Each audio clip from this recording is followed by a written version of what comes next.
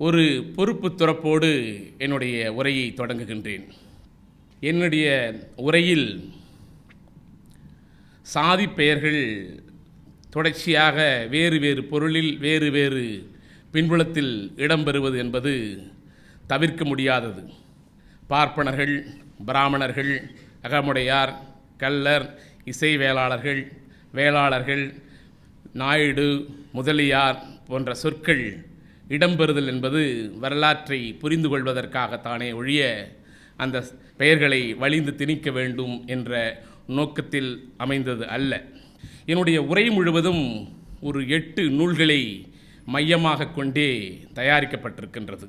The political career of E V Ramasamy Naicker என்கிற doctor Sa Viswanathan அவர்களுடைய ஒரு புத்தகம், the self respect movement in Tamil Nadu 1920-40 என்ற டாக்டர் மங்களமுருகேசன் அவருடைய நூல், சுயமரியாதை இயக்க வரலாறு 2 தொகுதிகள் நம் பெருமதிப்பிற்குரிய திருநாவுக்கரசு ஐயா எழுதிய நூல், பேராசான் ஆணைமுத்து ஐயா, நம் பெருமதிப்பிற்குரிய ஆசிரியர் வீரமணி ஐயா, குடியரசு, புரட்சி, விடுதலை உள்ளிட்ட நாளேடுகளில் வெளிவந்த தகவல்கள், a century of social reform in India Natarajan அவர்களுடைய நூல், தமிழர் தலைவர் என்ற சாமி சிதம்பரனார் நூல், the politics of South India 1920-1937 Christopher John Parker. இந்த நூல்களிலிருந்தே என்னுடைய பெரும்பான்மையான கருத்துகள் இங்கு உரையாடலுக்காக முன்வைக்கப்படுகின்றன. இந்த சுயமரியாதை ஒரு பகுப்பாய்வு என்பது எனக்கான ஒரு பெருந்தலைப்பு. இதழியல் குறித்து தான் தலைப்பு இருக்கும் என்று போன வாரம் வரையில் நான் மகிழ்ச்சியாக இருந்தேன். ஏனென்றால் 1925 1973 வரையிலான தந்தை பெரியாரின் 48 ஆண்டு கால இதழியல் வரலாற்றை முழுமையாக ஒரு 3000 கட்டுரைகளுக்கு மேல் 3000 பக்கத்தை தாண்டி தொகுத்தவன் என்ற முறையில் பேசுவது மிக மிக எளிது. அதிகமாக தயாரிப்பு பணிகள் இருக்காது. ஏனென்றால் ஒவ்வொரு நூலையுமே 10 முறைக்கு மேல் மெய்ப்பு பார்த்தவன் என்ற அடிப்படையில் மிக மிக எளிதாக ஒரு 2-3 மணி நேரம் பேசிவிட முடியும். ஆகவே அந்த தலைப்பு தானே, அதனால் நிர்வாகப் பணிகளில் வேகமாக இருக்கலாம் என்று இருந்த எனக்கு ஒரு பேரிடியாக வந்து சேர்ந்த தலைப்பு தான் சுயமரியாதை இயக்கம் என்பது.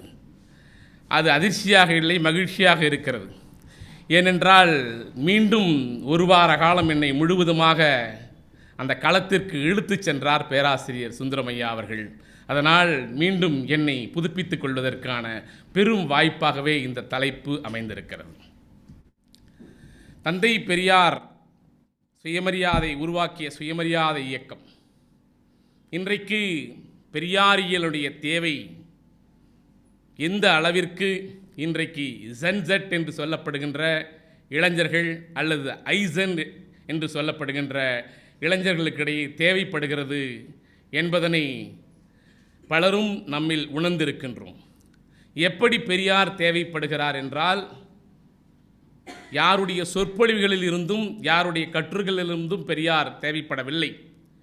நான் பலமுறை மீண்டும் மீண்டும் சொல்வது, பெரியாரை பெரியாரிலிருந்தே நாம் கற்க வேண்டும். எந்த விதமான இன்டர்பிரட்டரும் இல்லாமல் மிக எளிமையான நிலையில் பெரியாருடைய எழுத்துக்கள் நமக்கு கிடைக்கின்றன, ஒளி வடிவங்களிலும் கிடைக்கின்றன. அதிலிருந்தே பெரியாரை முழுமையாக அறிந்து கொள்ள வேண்டும். ஒரே பெரியாரே இப்படி தான் சொல்லத் தொடங்குகிறார். யார் சொல்லியிருந்தாலும், எங்கு படித்திருந்தாலும், நானே சொல்லியிருந்தாலும், உனது புத்திக்கும் பொது அறிவுக்கும் பொருந்தாத எதையும் நம்பாதே. உலகம் பல தத்துவவியலாளர்களை பார்த்திருக்கிறது, போராளிகளை பார்த்திருக்கிறது, சமூக செயற்பாட்டாளர்களை சந்தித்திருக்கிறது.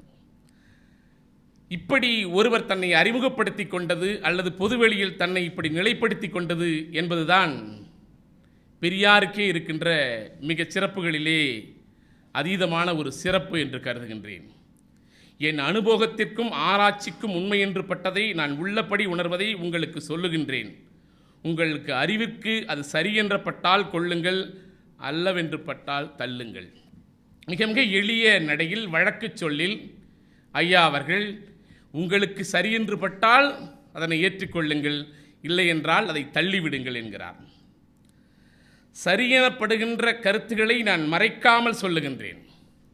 அந்த கருத்துகள் சிலருக்கு சங்கடமாக இருக்கலாம், சிலருக்கு அருவருப்பாக இருக்கலாம், சிலருக்கு கோபத்தை உண்டாக்கலாம். ஆனால் நான் சொல்லுவது அத்தனையும் ஆதாரத்தோடு கூடிய உண்மை கருத்துகளே, அவை பொய்யானவை அல்ல. நான் ஒரு சுதந்திர மனிதன். சுதந்திர நினைப்பு, சுதந்திர அனுபவம், சுதந்திர உணர்ச்சி உண்டு. யாருக்கு? பெரியாருக்கு உண்டு என்று பெரியார் சொல்லுகிறார். அதை உங்கள் முன் சமர்ப்பிக்கின்றேன். நீங்கள் என்னை போலவே உங்களது சுதந்திர நினைப்பு, அனுபவம், உணர்ச்சி ஆகியவற்றை பரிசீலனை செய்து ஒப்பக்கூடியவைகளை ஒப்பி தள்ளக்கூடியவைகளை தள்ளிவிடுங்கள் என்ற நிபந்தனையோடு உங்களுடன் கருத்துக்களை வைக்கின்றேன். கருத்து சர்வாதிகாரம் என்று இன்றைக்கு மேடைகள் தோறும் முழங்குகிறவர்கள் எல்லாம் தான் சொல்வதுதான் கருத்து, நான் எடுத்து வைப்பதுதான் வாதம், நான் சொல்வதே வரலாறு என்று வரலாற்றை மாற்றி எழுதி கொண்டிருக்கின்ற இந்த காலகட்டத்திலே பெரியார் சொல்கிறார், நான் சுதந்திரமானவன், நான் சிந்திக்கின்றேன், நான் சிந்திப்பவற்றை உங்கள் முன் வைக்கின்றேன். அதே போல நீங்களும் சுதந்திரமான மனிதர்கள், நீங்களும் சிந்திக்கக்கூடிய ஆற்றல் பெற்றவர்கள். நீங்கள் எண்ணி பார்க்க வேண்டும். ஏற்கக்கூடியவையாக இருந்தால் உங்கள் சுதந்திர உணர்ச்சி கொண்டு அறிவுக்கு பொருத்தமானதாக இருந்தால் மட்டும் ஏற்றுக்கொள்ளுங்கள் என்கிறார். பெரியார் யார் என்பதற்கான ஒரு சின்ன முன்னுரைக்கோடு என்னுடைய தலைப்புக்குள் செல்ல விரும்புகிறேன். தந்தை பெரியார் என்பவர் யார் என்றால், அவர் இப்படித்தான் தன்னை அறிமுகப்படுத்திக் கொள்கிறார். நான் எல்லாவற்றையும் கண்டித்திருக்கின்றேன் என்று ஒரு கட்டுரை தொடங்குகிறது குடியரசிலே. நான் பத்திரிகையாளர்களை கண்டித்திருக்கிறேன், அரசியல்வாதிகளை கண்டித்திருக்கின்றேன், மடாதிபதிகளை கண்டித்திருக்கின்றேன், இப்படியே எழுதி கொண்டே வருகிறார் பெரியார். கடைசியில் கண்டிக்காதவர்கள் யாரேனும் இருக்கிறார்களா என்று பார்க்கின்றேன். அப்படி யாரும் இருப்பதாக எனக்கு தோன்றவே இல்லை. ஏன் இதனையெல்லாம் நான் கண்டிக்கின்றேன்? அதற்கான காரணம் சொல்கிறார். அதுதான் தந்தை பெரியார். தந்தை பெரியார் அவர்கள் சொல்லுகிறார், ஒரு பெரிய நாடு ஒரு சிறிய நாட்டின் மீது படையெடுக்குமானால் நான் சிறிய நாட்டின் பக்கம் நிற்கின்றேன். அந்த சிறிய நாட்டிலே இருக்கின்ற பெரும்பான்மை மதம் அடுத்து இருக்கின்ற சிறுபான்மை மதத்தை மீது ஆதிக்கம் செலுத்துமானால் அந்த சிறுபான்மை மதத்தின் பக்கம் நான் நிற்கின்றேன். அந்த சிறுபான்மை மதத்திலே இருக்கின்ற பெரும்பான்மை சாதி இருக்கிற சிறுபான்மை சாதியை மீது ஆதிக்கம் செலுத்துமானால் அந்த சாதியின் பக்கம் நிற்கின்றேன். அந்த சாதியைச் சேர்ந்த ஒரு தொழிலாளி வீட்டுக்கு வந்து தன் மனைவியின் மீது ஆதிக்கம் செலுத்துவார்கள் என்றால் அந்த பெண்ணின் பக்கம் நிற்கின்றேன். நான் ஆதிக்கத்திற்கு எதிரானவன். தந்தை பெரியாருடைய குரல் பார்வை என்பது எப்படி இருக்கிறது என்பதை பாருங்கள். அவர் சிந்திக்க சொன்னார் என்பதை தான் நாம் பலரும் தொடர்ந்து பேசுகிறோம். பெரியார் தன்னை விமர்சிக்க சொன்னார். தன்னை விமர்சிப்பதை மகிழ்ந்து மகிழ்ந்து வரவேற்றவர் தந்தை பெரியார் அவர்கள். எல்லா கூட்டங்களிலும் நான் விமர்சிக்கின்றேன், நீங்களும் ஆதாரத்தோடு வாருங்கள். ராமாயணம் குறித்து அவர் விரிவாக உரையாற்றுகிறார் என்றால் அவருடைய மேசையின் மீது 5, 6 வெர்ஷன் என்று சொல்லப்படுகின்ற அத்தனை பதிப்புகளும் அங்கே இருக்கும். ராமாயணம் படித்த மெத்த மேதாவிகளே என்னுடன் விவாதத்திற்கு வாருங்கள், எனக்கு மறுப்பு சொல்லுங்கள் என்று அறிவு வெளியில் மறுப்பு சொல்வதற்கும் விமர்சிப்பதற்கும் கூவி கூவி அழைத்தவர் தந்தை பெரியார் அவர்கள். இன்றைக்கு சொல்கிறார்கள் பெரியார் மீது விமர்சனங்களை வைக்கிறார்கள் என்று. வாழும் காலத்திலே அதிகப்படியான எதிர்ப்பை மகிழ்ந்து மகிழ்ந்து வரவேற்றவர் தான் தந்தை பெரியார் அவர்கள். 2 உதாரணங்களை மட்டும் நான் சுட்ட விழைகின்றேன். ஒரு கூட்டத்திலே ஐயா பேசிக்கொண்டே இருக்கிறார்.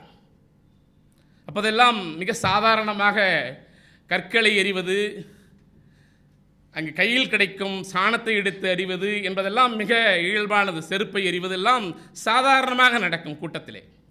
அப்படி ஒரு கூட்டத்திலே மனித மலம் ஐயாவுடைய முகத்தின் மீது வீசப்படுகிறது. மனித மலத்தின் பக்கம் சென்றாலே நாம் தினமும் மலத்தை சுத்தம் செய்து கையை சுத்தம் செய்யாமல் நம்முடைய மூக்கின் அருகே கொண்டு சென்றால் நம்முடைய மலத்தை அதனுடைய நாற்றத்தையே நம்மால் தாங்கிக் கொள்ள முடியாது. கூட்டத்திலே பேசிக் கொண்டிருக்கிறார், மலம் முகத்திலே விழுகிறது. ஒரு நொடி கூட தாமதிக்கவில்லை. என் முகத்தில் விழுந்த இந்த மலத்தை துடைத்துவிட்டு பேசுவதே எனக்கு அருவருப்பாக இருக்கிறதே, இதனையே ஒரு தொழிலாக செய்வதற்காக ஒரு சமூகத்தை வைத்திருக்கிறோமே, அந்த சமூக மக்களுடைய கொடுமையை எண்ணி பாருங்கள் என்று தந்தை பெரியார் சொல்லுகிறார். தர்மபுரியிலே ஒரு பெரிய கூட்டம், அந்த கூட்டத்திற்கு ஐயா அவர்கள் வந்து கொண்டிருக்கிறார்கள். சேலம் வந்து விட்டார்கள். தருமபுரி கூட்டத்துக்கு ஏற்பாடு செய்தவர்கள் சேலம் எல்லையிலே வந்து நின்று விட்டார்கள். ஐயா கூட்டத்திற்கு வர வேண்டாம். ஏன்? காங்கிரஸ்காரர்கள் ஊரெல்லாம் சுவரொட்டி ஒட்டி விட்டார்கள். எல்லா பக்கமும் கற்களை குவித்து வைத்திருக்கிறார்கள், அடியாட்களை வைத்திருக்கிறார்கள். வந்தால் கலவரம் நடக்கும். இப்படி சொன்னால் எந்த உரையாளருக்காவது வருவாங்களா? ஐயோ அப்படிங்களா? நல்ல சுவரொட்டி ஒட்டிருக்காங்களா? நல்ல வெளிச்சத்தில் ஒட்டிருக்காங்களா? எல்லாருக்கும் தெரியுதா? ஐயா கேட்குறாரு. அடுத்து எவ்வளோ பேர் கல்லெறிகிறதுக்கு இருக்கான்? நிறைய பேர் இருக்காங்களா? இருக்கட்டும். நிறைய பேர் இந்த பல்பு எறிவாங்களா, செருப்பு எறிவாங்களா? இப்படி விசாரிச்சுட்டே இருக்கிறார். கூட்டம் நடத்துகிறவங்களுக்கு ரொம்ப அதிர்ச்சியாக இருக்குது. கூட்டத்துக்கு வரவே நான் சொல்கிறோம், இப்படி கேட்குறாரேன்னு. புறப்படுங்க போகலாங்கிறார். எவ்வளோ பேரச்சத்தோடு அழைச்சல்கிறார்கள். கையில் கற்களோடு எல்லாரும் இருக்கிறாங்க. ஐயா சென்றவுடன் அந்த மேலே ஒரு என்ன வண்ணனே தெரியாத மாதிரி ஒரு ஷால்வை ஐயா போட்டிருப்பார். அந்த ஷால்வை அவர் பயன்படுத்துறதுக்கு காரணம், ரயில் நிலையத்தில் போனால் அதுவே போர்வையாக இருக்கும், அதுவே படுக்கையாக இருக்கும். மேடைக்கு போனால் அதுவே உருமாலையாக மாறிவிடும், கல்லடிகளை தாங்குவதற்காக. அப்படி போயிடுறார் ஐயா. தருமபுரி கூட்டத்துக்கு போயிட்ட உடனே அவர் எதிர்பார்த்த வண்ணமே பேரெதிர்ப்பு இருக்குது. எல்லாரும் கற்களோடு இருக்கிறார். எல்லாரும் பேச வரவேற்பு சொல்கிறவங்க நிறுத்திருக்கு, நானே பேசுகிறேன் அப்படிங்கிறார். ஐயா எடுத்த உடனே சொல்கிறார், நிலைய கற்களோடு வந்திருக்கீங்க, நிறைய சுவரொட்டி ஒட்டிருக்கீங்க, எனக்கு பெரிய எதிர்ப்பு இருக்குது, ரொம்ப மகிழ்ச்சியாக இருக்குது. எனக்கு உங்களுடைய கேள்விகள் எல்லாம் பதில் சொல்லலாம், கல்லெறியதெல்லாம் பிறகு வச்சுக்கலாம். நான் பேசுகிறேன், நான் முதல்ல பேசிடுறேன், அதுக்கப்புறம் உங்களுடைய பதில்களை சொல்லுங்கள் என்று மெல்ல மெல்ல மெல்ல மெல்ல பேச ஆரம்பிக்கிறார். அரை மணி நேரம், 1 மணி நேரம், 2 மணி நேரம் பேச்சு செல்கிறது. கற்களோடு வந்தவர்கள் எல்லாம் கைதட்டுகிறார்கள். அதுதான் தந்தை பெரியார் அவர்கள். பூந்தோட்டம் என்ற ஒரு கிராமம். அங்கே ஐயா தஞ்சாவூர் சென்றபோது அங்கே இருக்கிற இளைஞர்கள் 4-5 பேர் ஐயாவின் மீது ஆர்வம் காரணமாக அழைத்து செல்கிறார்கள். ஐயா எங்கள் ஊருக்கு வந்து பேசுங்கள் என்று. அந்த ஊருக்கு பிள்ளைகள் அழைக்கிறார்கள் என்று ஐயா செல்கிறார். ஊரிலே எல்லையிலேயே மிகப்பெரிய எதிர்ப்பு. ஐயா உள்ள நுழையவே கூடாது, இவர் கடவுளை திட்டுகிறவர், சாதியை திட்டுகிறவர், ஆண்கள் ஆணாதிக்கம் என்று பேசுகிறவர், வரவே கூடாதுங்கிறாங்க. இந்த பிள்ளைகள்லாம் சண்டைக்கு போகிறாங்க. ஐயா சொல்கிறார், சண்டைக்கெல்லாம் போகாதீங்க ஐயா, இந்த ஊர் எல்லை எங்கே இருக்குது, அங்கே போகலாம் வாங்க. 4-5 இளைஞர்களோடு அவர் ஊர் எல்லைக்கு வரார். விளக்கு வெளிச்சமெல்லாம், மின்சார வெளிச்சமெல்லாம் பெரிதாக இல்லாத பகுதி. ஊர் எல்லை புதர்புறமாக இருக்கும். எப்படி இருக்கும் அங்கெல்லாம் அங்கே போய் பேச ஆரம்பிக்கிறார். 1.5 மணி நேரம் பேசுகிறார். நிறைய பேர் ஒளிஞ்சிருந்து சுற்றி கேட்குறாங்க. பேச்சு முடிஞ்ச உடனே எல்லாரும் கிட்ட வராங்க. இந்த கூட்டத்தில் இருந்த 10-15 பேர் பதற்றம் ஆயிடுறாங்க. ஐயா கிட்ட இவங்க எல்லாம் வராங்களே எதிர்த்தவங்கன்னு. அவங்க சொல்கிறாங்க, ஐயா ஊருக்குள்ளே வாங்க. அதான் நீங்கள் தான் வரக்கூடாது, நீங்களே அதான் ஊரில் இல்லை, வாங்க ஐயா, உங்கள் பேச்சு பிடிச்சிருக்கு, ஊருக்கு வாங்க. இந்த ஊருக்குள்ளே போகிறார் ஐயா. அங்கே போயிட்டு நீங்கள் பேசுங்க அப்படிங்கிறாங்க. ஐயா சொல்கிறாரு, ஏற்கனவே பையனை களைப்பில் இருக்கிறேன், என்னால் உடனே பேச முடியுமான்னு தெரியல, காலையில் பேசலான்றார். காலையில் ஐயா ஆரம்பிக்கிறாரு, பயணச்சோர்வு, களைப்பு, என்னால் நீங்கள் எதிர்பார்க்கிற மாதிரி 3 மணி நேரமோ 4 மணி நேரமோ பேச முடியாது, என்னால் முடிந்தவரை ஒரு 2 மணி நேரமோ 2.5 மணி நேரமோ பேசுகிறேன் என்று சொல்லிவிட்டு 3 மணி நேரம் பேசுகிறார். முடிவில் என்ன ஆனதென்றால், அந்த ஊரிலே இருக்கின்ற கோயிலை இடிப்பதற்கு கூட்டத்திலே இருப்பவர்களெல்லாம் கிளம்பி விட்டார்கள். கோயிலை இடிக்க வேண்டும் என்று ஐயா அவர்கள் சொல்கிறார்கள், கோயிலை இடிப்பதற்கு நான் ஏற்றுக்கொள்ள மாட்டேன், என்றால் அது ஒரு சொத்து, வேண்டுமானால் அதில் உள்ளே இருக்கின்ற சிலைகளை அகற்றுங்கள். இந்த ஊரில் இருக்கிற பெண்கள் சொல்கிறாங்க, நாங்கள் தான் அதை முதல்ல செய்வோம். நாங்கள் அப்போ ஐயா சொல்கிறார், உங்களுக்கு தான் முழு உரிமை இருக்குது, ஏனென்னா நீங்கள் தான் அதில் கடுமையாக பாதிக்கப்பட்டவங்கன்னு சொல்லி அந்த சிலைகள் மட்டும் அகற்றப்பட்டு அது ஒரு பொது பயன்பாட்டுக்கு இன்றைக்கு வரையில் அந்த கோயில் இருக்கிறது. இதுதான் தந்தை பெரியார் அவர்களுடைய அறிமுகம் என்பது இப்படித்தான் இருக்கிறது. உங்களுக்கு தன்னை மகான் என்றோ மகாத்மா என்றோ புகழாதீர்கள். எந்த தலைவராக சொல்லுவாரான்னு பாருங்க. அடுத்த வரி சொல்கிறாரு, என்னை அயோக்கியன் என்று சொல்லுங்கள். அயோக்கியன் என்று சொன்னால்தான் என் வார்த்தையை மக்கள் கூர்மையாக கவனிப்பார்கள், அப்போதுதான் என் கருத்து அவர்களிடம் சென்று சேரும். உலகத்திலேயே தன்னை பற்றிய விமர்சனங்களை மகிழ்ந்து வரவேற்றவர், தனக்கான கட்டமைப்பை, பிம்பத்தை தானே உடைத்து கொண்ட ஒரு தலைவர் தான் தந்தை பெரியார் அவர்கள். நான் கூட பலமுறை என்னுடைய மாணவர்களிடம் சொல்வது உண்டு, நான் இளநிலை படித்தேன், முதுநிலை படித்தேன், அரசு பணிக்கு வந்தேன், பேராசிரியரானேன், அதற்கு மேலும் பதவிக்கு சென்றேன் என்று பேசுவது என்பது பொய்யான ஒரு செய்தி. படித்தேன் என்றால் யார் உழைப்பில், யார் தியாகத்தின் மீது படித்தேன்? தந்தை பெரியார் போன்ற ஆயிரக்கணக்கான சுயமரியாதை போராளிகள், திராவிட இயக்க போராளிகளுடைய உழைப்பில் சிறைப்பட்டதனால், ரத்தம் சிந்தியதனால் உருவான இடஒதுக்கீட்டால் படித்தேன். அதனால் கிடைத்த இடஒதுக்கீட்டால் பணி பெற்றேன். அதனால் கிடைத்த இடஒதுக்கீட்டால் உங்கள் முன் சரி நிகர் சமானமாக சமூக நீதியோடு பேசுகின்றேன். இதுதான் நியாயமான வாதமாக இருக்க முடியும். அப்படி நம்புகிறவன் நான். அந்த அடிப்படையில் தான் 4 நூற்றாண்டுகளுக்கு மேலாக பெரியாரை மீண்டும் மீண்டும் வாசிக்கின்றேன். ஒவ்வொரு முறை வாசிக்க போதும் ஒரு புதிய வழிகாட்டியாகவே அவர் என்னை அழைத்து செல்கிறார். ஒவ்வொரு முறை அவருடைய எழுத்துக்களை வாசிக்கிற போதும் புதிய பொருள் எனக்கு புலப்பட்டு கொண்டே இருக்கின்றது. அப்படியான தந்தை பெரியார் உருவாக்கிய சுயமரியாதை இயக்கம் குறித்து தான் அன்பிற்குரிய மாணவ செல்வங்களே, உங்களிடம் சில கனமான செய்திகளை நான் பதிவு செய்ய விழைகின்றேன். உலகத்திலே பல்வேறு வகையான அடிமைத்தனங்களை நாம் பார்த்திருக்கிறோம். நிறத்தின் அடிப்படையிலே, புவியியல் வேறுபாட்டின் அடிப்படையிலே, உருவத்தின் அடிப்படையிலே, பாலின வேற்றுமையின் அடிப்படையிலே வேறுபாடுகளை எல்லாம் நாம் பார்த்திருக்கிறோம். அதேபோல உலகம் பல்வேறு புரட்சிகளையும் சந்தித்திருக்கின்றது. அரசர்களின், மன்னர்களின் முற்றதிகாரத்திற்கு எதிரான புரட்சிகளை பார்த்திருக்கின்றோம். மற்ற நாடுகளின் ஆதிக்கத்திற்கு எதிரான போராட்டங்களையும் புரட்சிகளையும் பார்த்திருக்கிறோம். சகோதரத்துவத்தை விளைகின்ற புரட்சிகளை நாம் பார்த்திருக்கின்றோம். பொருளாதார புரட்சிகளை நாம் பார்த்திருக்கின்றோம். ஆனால் இப்படி புரட்சி என்கின்ற உலகத்திலே நடைபெற்ற பல்வேறு வகையான இயக்கங்களில் இருந்தெல்லாம் மாறுபட்ட ஒரு வரலாறு என்பது இந்திய நிலப்பரப்பிற்கே உரிய ஒரு வரலாறாக இருக்கின்றது. உலகத்திலேயே தன்னுடைய சொந்த நாட்டு மக்களை பிறப்பின் அடிப்படையிலேயே பிரித்து வைத்த ஒரு சமூகம் உலகத்திலே இருக்கிறது என்றால் அது இந்திய சமூகமாக இருக்கின்றது.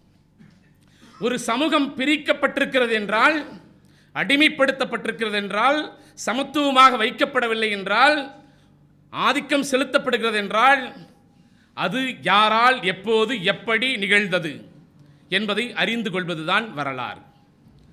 வரலாற்றை விருப்பு வெறுப்புகள் இன்றி நாம் வாசிக்க வேண்டும். அதற்கு ஆதாரங்கள் தேவை, சான்றாவணங்கள் தேவை, அதற்கு ஆணித்தரமான வரலாற்று பின்புலங்கள் தேவை. அப்படி பார்க்கின்ற போது இந்திய வரலாறு என்பது உலக வரலாற்றிலே இருந்து சற்றே மாறுபட்ட வரலாற்றை கொண்டது. இங்கு ஒரு சமூகத்தினுடைய ஆதிக்கம் காரணமாக இங்கே இருந்த சமூகத்தினுடைய வரலாறு என்பதே முழுமையாக மாற்றப்பட்டு விட்டது என்பதுதான் நாம் புரிந்து கொள்ள வேண்டிய, இன்றைய இளைய சமூகம் தெரிந்து கொள்ள வேண்டிய செய்தியாக இருக்கின்றது. இன்றைக்கு நாம் எட்டியிருக்கின்ற சமூக நீதி, சமத்துவம், இடஒதுக்கீடு, சொத்துரிமை எல்லாவற்றிற்குமான விதை எங்கிருந்து தொடங்குகிறது என்பதனை பார்க்கின்ற போது சுயமரியாதை இயக்கம் என்கின்ற அந்த சொல்லிலிருந்து பெறப்படுகிறது. உலகம் முழுவதும் சுயமரியாதை குறித்து எந்த தத்துவவியலாளர்களும் பேசவே இல்லையா? உலகத்திலே பெரும் பட்டியலே இருக்கிறதே. தன்னை உணர்தல் என்று ஒருவர் சொல்கிறார், தன் மதிப்பு என்று குறித்து இன்னொருவர் சொல்கிறார். ஆனால் பெரியார் சுயமரியாதை என்றதற்கான கொடுத்த வரையறை என்பதுதான் மிக மிக முக்கியமாக அவதானிக்க வேண்டிய செய்தியாக இருக்கிறது. இந்தியாவிலே நமக்கு தெரியும், கிமு 2000 1500 வரை அந்த காலகட்டத்தில்தான் பார்ப்பனர்கள் என்று சொல்லப்படுகின்ற ஆரியர்கள் பஞ்சாப் போன்ற பகுதிகளுக்கு வந்த காலகட்டம் என்று வரையறுக்கப்படுகிறது. அந்த காலகட்டத்திலே என்ன வகையான கலாச்சார அமைப்பு முறை, ரிக் கலாச்சார அமைப்பு முறைகளும் ஸ்மிருதிகளும் உபநிடதங்களும் கொண்டு வரப்பட்டன. அதற்கு முன் இந்தியா எப்படி இருந்தது? அது ஒரு பெரிய வரலாறு, அதற்குள் சென்றால் நேரம் கிடைக்காதாகவே என் தலைப்புக்குள் வருகின்றேன். அவர்கள் வந்த பின்பு இந்தியா எப்படி மாறியது என்பதில்தான் சுயமரியாதை இயக்கத்தினுடைய வரலாறு அடங்கியிருக்கின்றது. ஒரு பண்பாட்டு வழியிலே ஒரு இனத்தை அல்லது ஒரு சமூகத்தை எப்படி அடிமைப்படுத்துவது, ஒரு கடவுளை கொண்டு எப்படி அடிமைப்படுத்துவது, நிலத்தை கைப்பற்றி எப்படி அடிமைப்படுத்துவது, கல்வியை கைப்பற்றி எப்படி அடிமைப்படுத்துவது, அதிகாரத்தை கைப்பற்றி எப்படி அடிமைப்படுத்துவது என்பதையெல்லாம் உலகத்தில் யாராவது கற்க வேண்டும் என்றால் இந்தியாவுக்குத்தான் வந்தாக வேண்டும். அதை பிராமண ஆதிக்கம் என்கின்ற அந்த பெரும் சொல்லாடல் இருந்துதான் நீங்கள் கற்றுக்கொள்ள முடியும். உலகில் வேறெங்குமே நீங்கள் கற்க முடியாது. ஏனென்றால் ஒரு மனிதன் பிறக்கின்ற போதே கருவிலேயே அவன் எப்படி எந்த சாதியில் பிறக்கிறான் என்பதை தீர்மானிக்கின்ற வர்ணாசிரம முறை என்ற முறையை அவர்கள்தான் இந்த இந்திய நிலப்பரப்பு முழுவதும் 550 சமஸ்தானங்கள் முழுவதும் பரவியிருந்த பல்வேறு பண்பாட்டு மொழி குடும்பங்களை சார்ந்த மக்களிடம் பரப்பினார்கள். தலையிலிருந்து பிறப்பவன் பிராமணன், தோளிலிருந்து பிறப்பவன் சத்திரியன், வயிற்றிலிருந்து பிறப்பவன் வைசியன், தொடையிலிருந்து பிறப்பவன் சூத்திரன் என்று பிறப்பதற்கான ஒரு வரையறைகளை சொன்னார்கள். ஒரு கூட்டத்தில் ஐயாவை கேட்டார்கள், தலையிலிருந்து ஒருவர் பிறக்கிறார், தோளிலிருந்து ஒருவர் பிறக்கிறார், வயிற்றிலிருந்து ஒருவர் பிறக்கிறார், தொடையிலிருந்து பிறக்கிறார், பஞ்சமர் என்று சொல்லுகிற நாங்கள் எல்லாம் எங்கிருந்து பிறந்தோம்? ஐயா ஒரு கணம் கூட யோசிக்காமல் சொல்றார், தாய் தந்தையருக்கு பிறக்க வேண்டிய இடத்தில் பிறந்தவர்கள் நீங்களாக தான் இருக்கிறீர்கள் என்று சொன்னார். ஒரு நொடி கூட யோசிக்காமல் தந்தை பெரியார் அவர்கள் சொன்னார். ஆக இங்கு வந்த ஆரியர்கள், பிராமணர்கள், பார்ப்பனர்கள் என்று சொல்லப்படுகின்ற அவர்கள் ஏந்திய ஆயுதங்கள் என்பது கால்நடைகளோடு இங்கு வந்தார்கள். கால்நடைகளை விட மிக மோசமாக இங்கிருந்த 97 விழுக்காடு மக்களையும் மாற்றினார்கள் என்றால் அந்த ஆதிக்க சிந்தனையினுடைய வடிவம்தான் நாம் சொல்கின்ற பார்ப்பனர்கள், பார்ப்பனியம், பிராமணியம் என்ற சொல்லாடல்கள். எப்படியெல்லாம் இங்கு வந்தது? இலக்கியத்தை முதலிலே அவர்கள் கையில் எடுக்கிறார்கள். பதிற்றுப்பற்று, அகநானூறு, அந்த 2 இலக்கியங்களிலே பார்த்தால் இமயமலை சாரல் பகுதியிலே பார்ப்பனர்களுடைய வருகை குறித்த குறிப்புகளை உங்களால் பார்க்க முடியும்.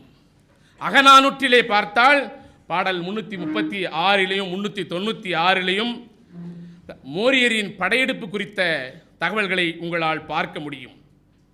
ஆரிய அரசனான பெருகதத்தன் தமிழர் பண்பாட்டை அவர்களுக்கு உணர்த்தினார் என்ற குறிப்புகளை நம்மால் பார்க்க முடியும்.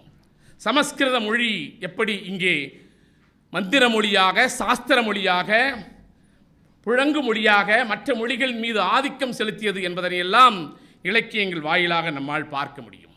மிக நுட்பமானது.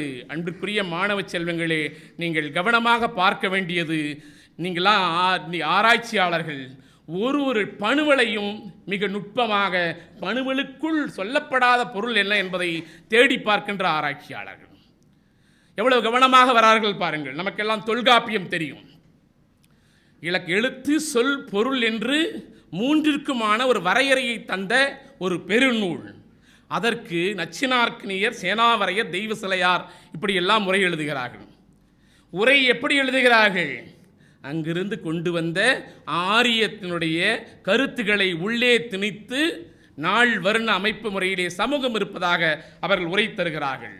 10 பாட்டிற்கு உரை எழுதிய நச்சினார்க்கினியர், திருக்குறளுக்கு உரை எழுதிய பரிமேலழகர், கம்பராமாயணம் குறித்து எழுதிய கம்பர், தண்டி அலங்காரம், சைவ வைணவ அறநூல்கள், புராண கதைகள், தெய்வ விளக்க கதைகள், பிரபந்த எழுத்துக்கள், பாட்டியல் நூல் மரபுகள் என்று கம்பராமாயணம், பாரதம் என்று இங்கே கிடைத்த அத்தனை இலக்கிய வடிவங்களையும் தங்களுடைய கருத்துக்களை நிலைநிறுத்திக் கொள்வதற்கான மிக நுட்பமான கருவிகளாக அவர்கள் பயன்படுத்த தொடுகிறார்கள். வாய்மொழி வழக்காறுகளாக இங்கே புழக்கத்திலே உரையாடல்களில் மக்கள் வழக்கிலே இருந்த அத்தனை கதைகளிலும் கிளை கதைகளிலும் பார்ப்பனிய கருத்தாக்கங்களை உள்ளே வைத்து, நால்வர்ண கருத்தாக்கங்களை உள்ளே வைத்து, சாதிய அடுக்குமுறை என்றால் இப்படி இல்லை, ஒருவர் மீது ஒருவர் என்ற அடுக்குமுறையை புகுத்தி, ஆணுக்கு பெண் அடிமையானவள் என்ற கருத்தை புகுத்தி கதைகள் உருவாக்கப்படுகின்றன, கதைக்கான பொறிப்புரைகள் உருவாக்கப்படுகின்றன. அதற்கு அடுத்ததாக கிளைக்கதைகள் உருவாக்கப்படுகின்றன. அடுத்ததாக அவர்கள் கையில் எடுத்தது சடங்குகள். கடவுளுக்கும் நமக்கும் இடையில் ஒரு இடைத்தரகர் போல, முற்றும் உணர்ந்தவர், எல்லா மொழிகளையும் அறிந்த கடவுளுக்கு இப்படிதான் சடங்கு செய்ய வேண்டும் என்று நமக்கு தெரியாத மொழியிலே அவர்களோடு பேசுவதற்கு சடங்குகளை கையிலே எடுக்கிறார்கள். குழந்தை பிறப்பிலே தொடங்கி, திருமணத்திலே தொடங்கி, இறப்பு வரையில் இருக்கின்ற அத்தனை சடங்குகளிலும் ஆரியத்தினுடைய கருத்துகள் அங்கே ஊன்றப்படுகின்றன. வேத உபநிடதங்கள் ஆதிக்கம் செலுத்துகின்றன. இப்படி இலக்கியங்கள் வடிவிலும் சாஸ்திரங்கள் வடிவிலும் வந்தவர்கள் அடுத்ததாக கைப்பற்றிய இடங்கள் தான் மிக மிக மிக முக்கியமானது. மன்னர்களை கைப்பற்றுகிறார்கள். அதிகாரத்திற்கு செல்வது அவர்களுடைய இலக்கு அல்ல, அதிகாரத்தில் இருப்பவர்களை இயக்குவது அவர்களுடைய இலக்கு, கருத்து. அதுவே ஆதிக்கத்தினுடைய வடிவம் என்பதை நிரூபித்தவர்கள் பிராமணர்கள். மன்னர்கள் எல்லாம் எப்படி செய்கிறார்கள்? புராணங்கள், இதிகாசங்கள், சிவதர்மம், சோம சித்தாந்தம், ராமநாத பாடியம், பிரபாகரன் மீமாமிசை, வியாகரணம் போன்ற ஆரிய இலக்கணங்கள் எல்லாம் பிராமண கருத்தாக்கங்களை கொண்டு மறு ஆக்கம் செய்யப்படுகின்றன. வேத பயிற்சி பள்ளிகள் தமிழ்நாட்டிலே உருவாக்கப்படுகின்றன. வளார்காட்டிலே, குறிப்பாக பூளூர் போன்ற பகுதிகளிலே, காப்பலூர் என்ற இடத்திலே வேத பயிற்சி பள்ளி தொடங்கப்படுகிறது. அதற்கு அடுத்ததாக பட்டவிருத்திகள் நிறுவப்படுகின்றன. அந்த பட்டவிருத்திகளிலே வேதத்திற்கான இலக்கணங்கள், பொழிப்புரைகளை வழங்குகின்ற கல்வி அங்கே புகற்றப்படுகின்றன. ராசராச சதுர்வேதி மங்களங்கள் உருவாக்கப்படுகின்றன. முதலாம் ராஜேந்திரன் காலத்தில் வேத மீமாம்ச பள்ளிகள் உருவாக்கப்படுகின்றன. இந்த பள்ளிகள் எல்லாம் எதற்காக உருவாக்கப்படுகின்றன என்றால், பிராமண கருத்தாக்கத்தை அடுத்த தலைமுறைக்கு வாய்மொழியாக சொல்லித் தருவதற்காக உருவாக்கப்படுகின்றன. அப்படி சொல்லித் தருகின்ற உபாத்தியாயர்கள் என்று சொல்லப்படுகின்ற ஆசிரியர்கள் நாளொன்றுக்கு பெற்ற ஊதியம் என்ன தெரியுமா? நாளொன்றுக்கு ஒரு களம் 4 மரக்கால் நெல் ஊதியமாக பெற்றார்கள். வேறு சில ஆசிரியர்களுடன் நெல்லுடன் பொன்னும் சேர்த்து ஊதியமாக பெற்றார்கள். இப்படி எங்கேயாவது ஒரு சமூகம் இருக்குமா? மன்னர் காலம் குறித்து பெருமிதமாக நாம் பேசுகின்றோம். ராஜராஜ சோழன் பேசுகிறோம், பல்லவர்களை பேசுகின்றோம், சோழர் காலம் குறித்து பேசுகின்றோம், இப்படியெல்லாம் சேரர் காலம் குறித்து பேசுகின்றோம். மன்னர் காலத்திலெல்லாம் பொற்காலமாக இருந்தது என்று சொல்லுகிறோம். யாருக்கு பொற்காலமாக இருந்தது? அடித்தள மக்களுக்கான பொற்காலமாக இருந்ததா, ஒரு குறிப்பிட்ட சமூகத்துக்கான பொற்காலமாக இருந்ததா என்று பார்க்க வேண்டி இருக்கிறது. சோழர் காலத்தில் தான் கம்பராமாயணமும் பெரிய புராணமும் புழக்கத்தில் வருகிறது. அந்த இலக்கிய வடிவங்கள் பிரச்சாரத்திற்கான ஒரு கருவிகளாக பயன்படுத்தப்படுகின்றன. மன்னர்கள் பெயர்களை எல்லாம் எடுத்து பாருங்கள். அண்மையில் கூட அது சம்பந்தமாக ஒரு உரையாடல் முன்வைக்கப்பட்டது. மன்னர்கள் காலத்தில் தமிழை வளர்த்தார்களா, சமஸ்கிருதத்தை வளர்த்தார்களா, வடமொழியை வளர்த்தார்களா என்ற ஒரு விவாதம் முன்வைக்கப்பட்டது. அதற்கு ஆதாரமாக முகநூல்களில் பல்வேறு கல்வெட்டு ஆதாரங்கள் முன்வைக்கப்பட்டன. ஆக மன்னர்கள் அருகிலே சென்று அவர்கள் நிலங்களை பெற்றார்கள். பிரம்மதேயங்கள் என்று அதற்கு பெயர். 99 ஏக்கர் நிலங்கள், வேலி நிலங்கள், எந்த விதமான கட்டுப்பாடும் இல்லாமல், எந்த விதமான வரியும் விதிக்கப்படாமல், எந்த விதமான பத்திரமும் இல்லாமல் அப்படியே பிராமணர்களுக்கு தரப்பட்டுவிடும். அதிலே விளைகின்றதற்கு வரி கட்ட வேண்டியது இல்லை. இப்படி பிரம்மதேயங்கள் பல்வேறு பகுதிகள் இருப்பதையும் வரலாறு காட்டுகிறது. மிக குறிப்பாக ஒரு மேற்கோளை நான் அப்படியே தருவது அன்புக்குரிய மாணவ செல்வங்கள் புரிந்து கொள்ள ஏதுவாக இருக்கும். ராஜராஜன் பிராமணர்களுக்கு என்ன செய்தார் என்பதை ரோபர்ட் டி நோபிலி நவம்பர் 1610 எழுதுகிறார். In Madura there are 10,000 students distributed into 2 to 3 to 100. These students all are Brahmins for only they have the right to apply themselves. These students all are Brahmins for only they have the right to apply themselves acquisition of higher knowledge.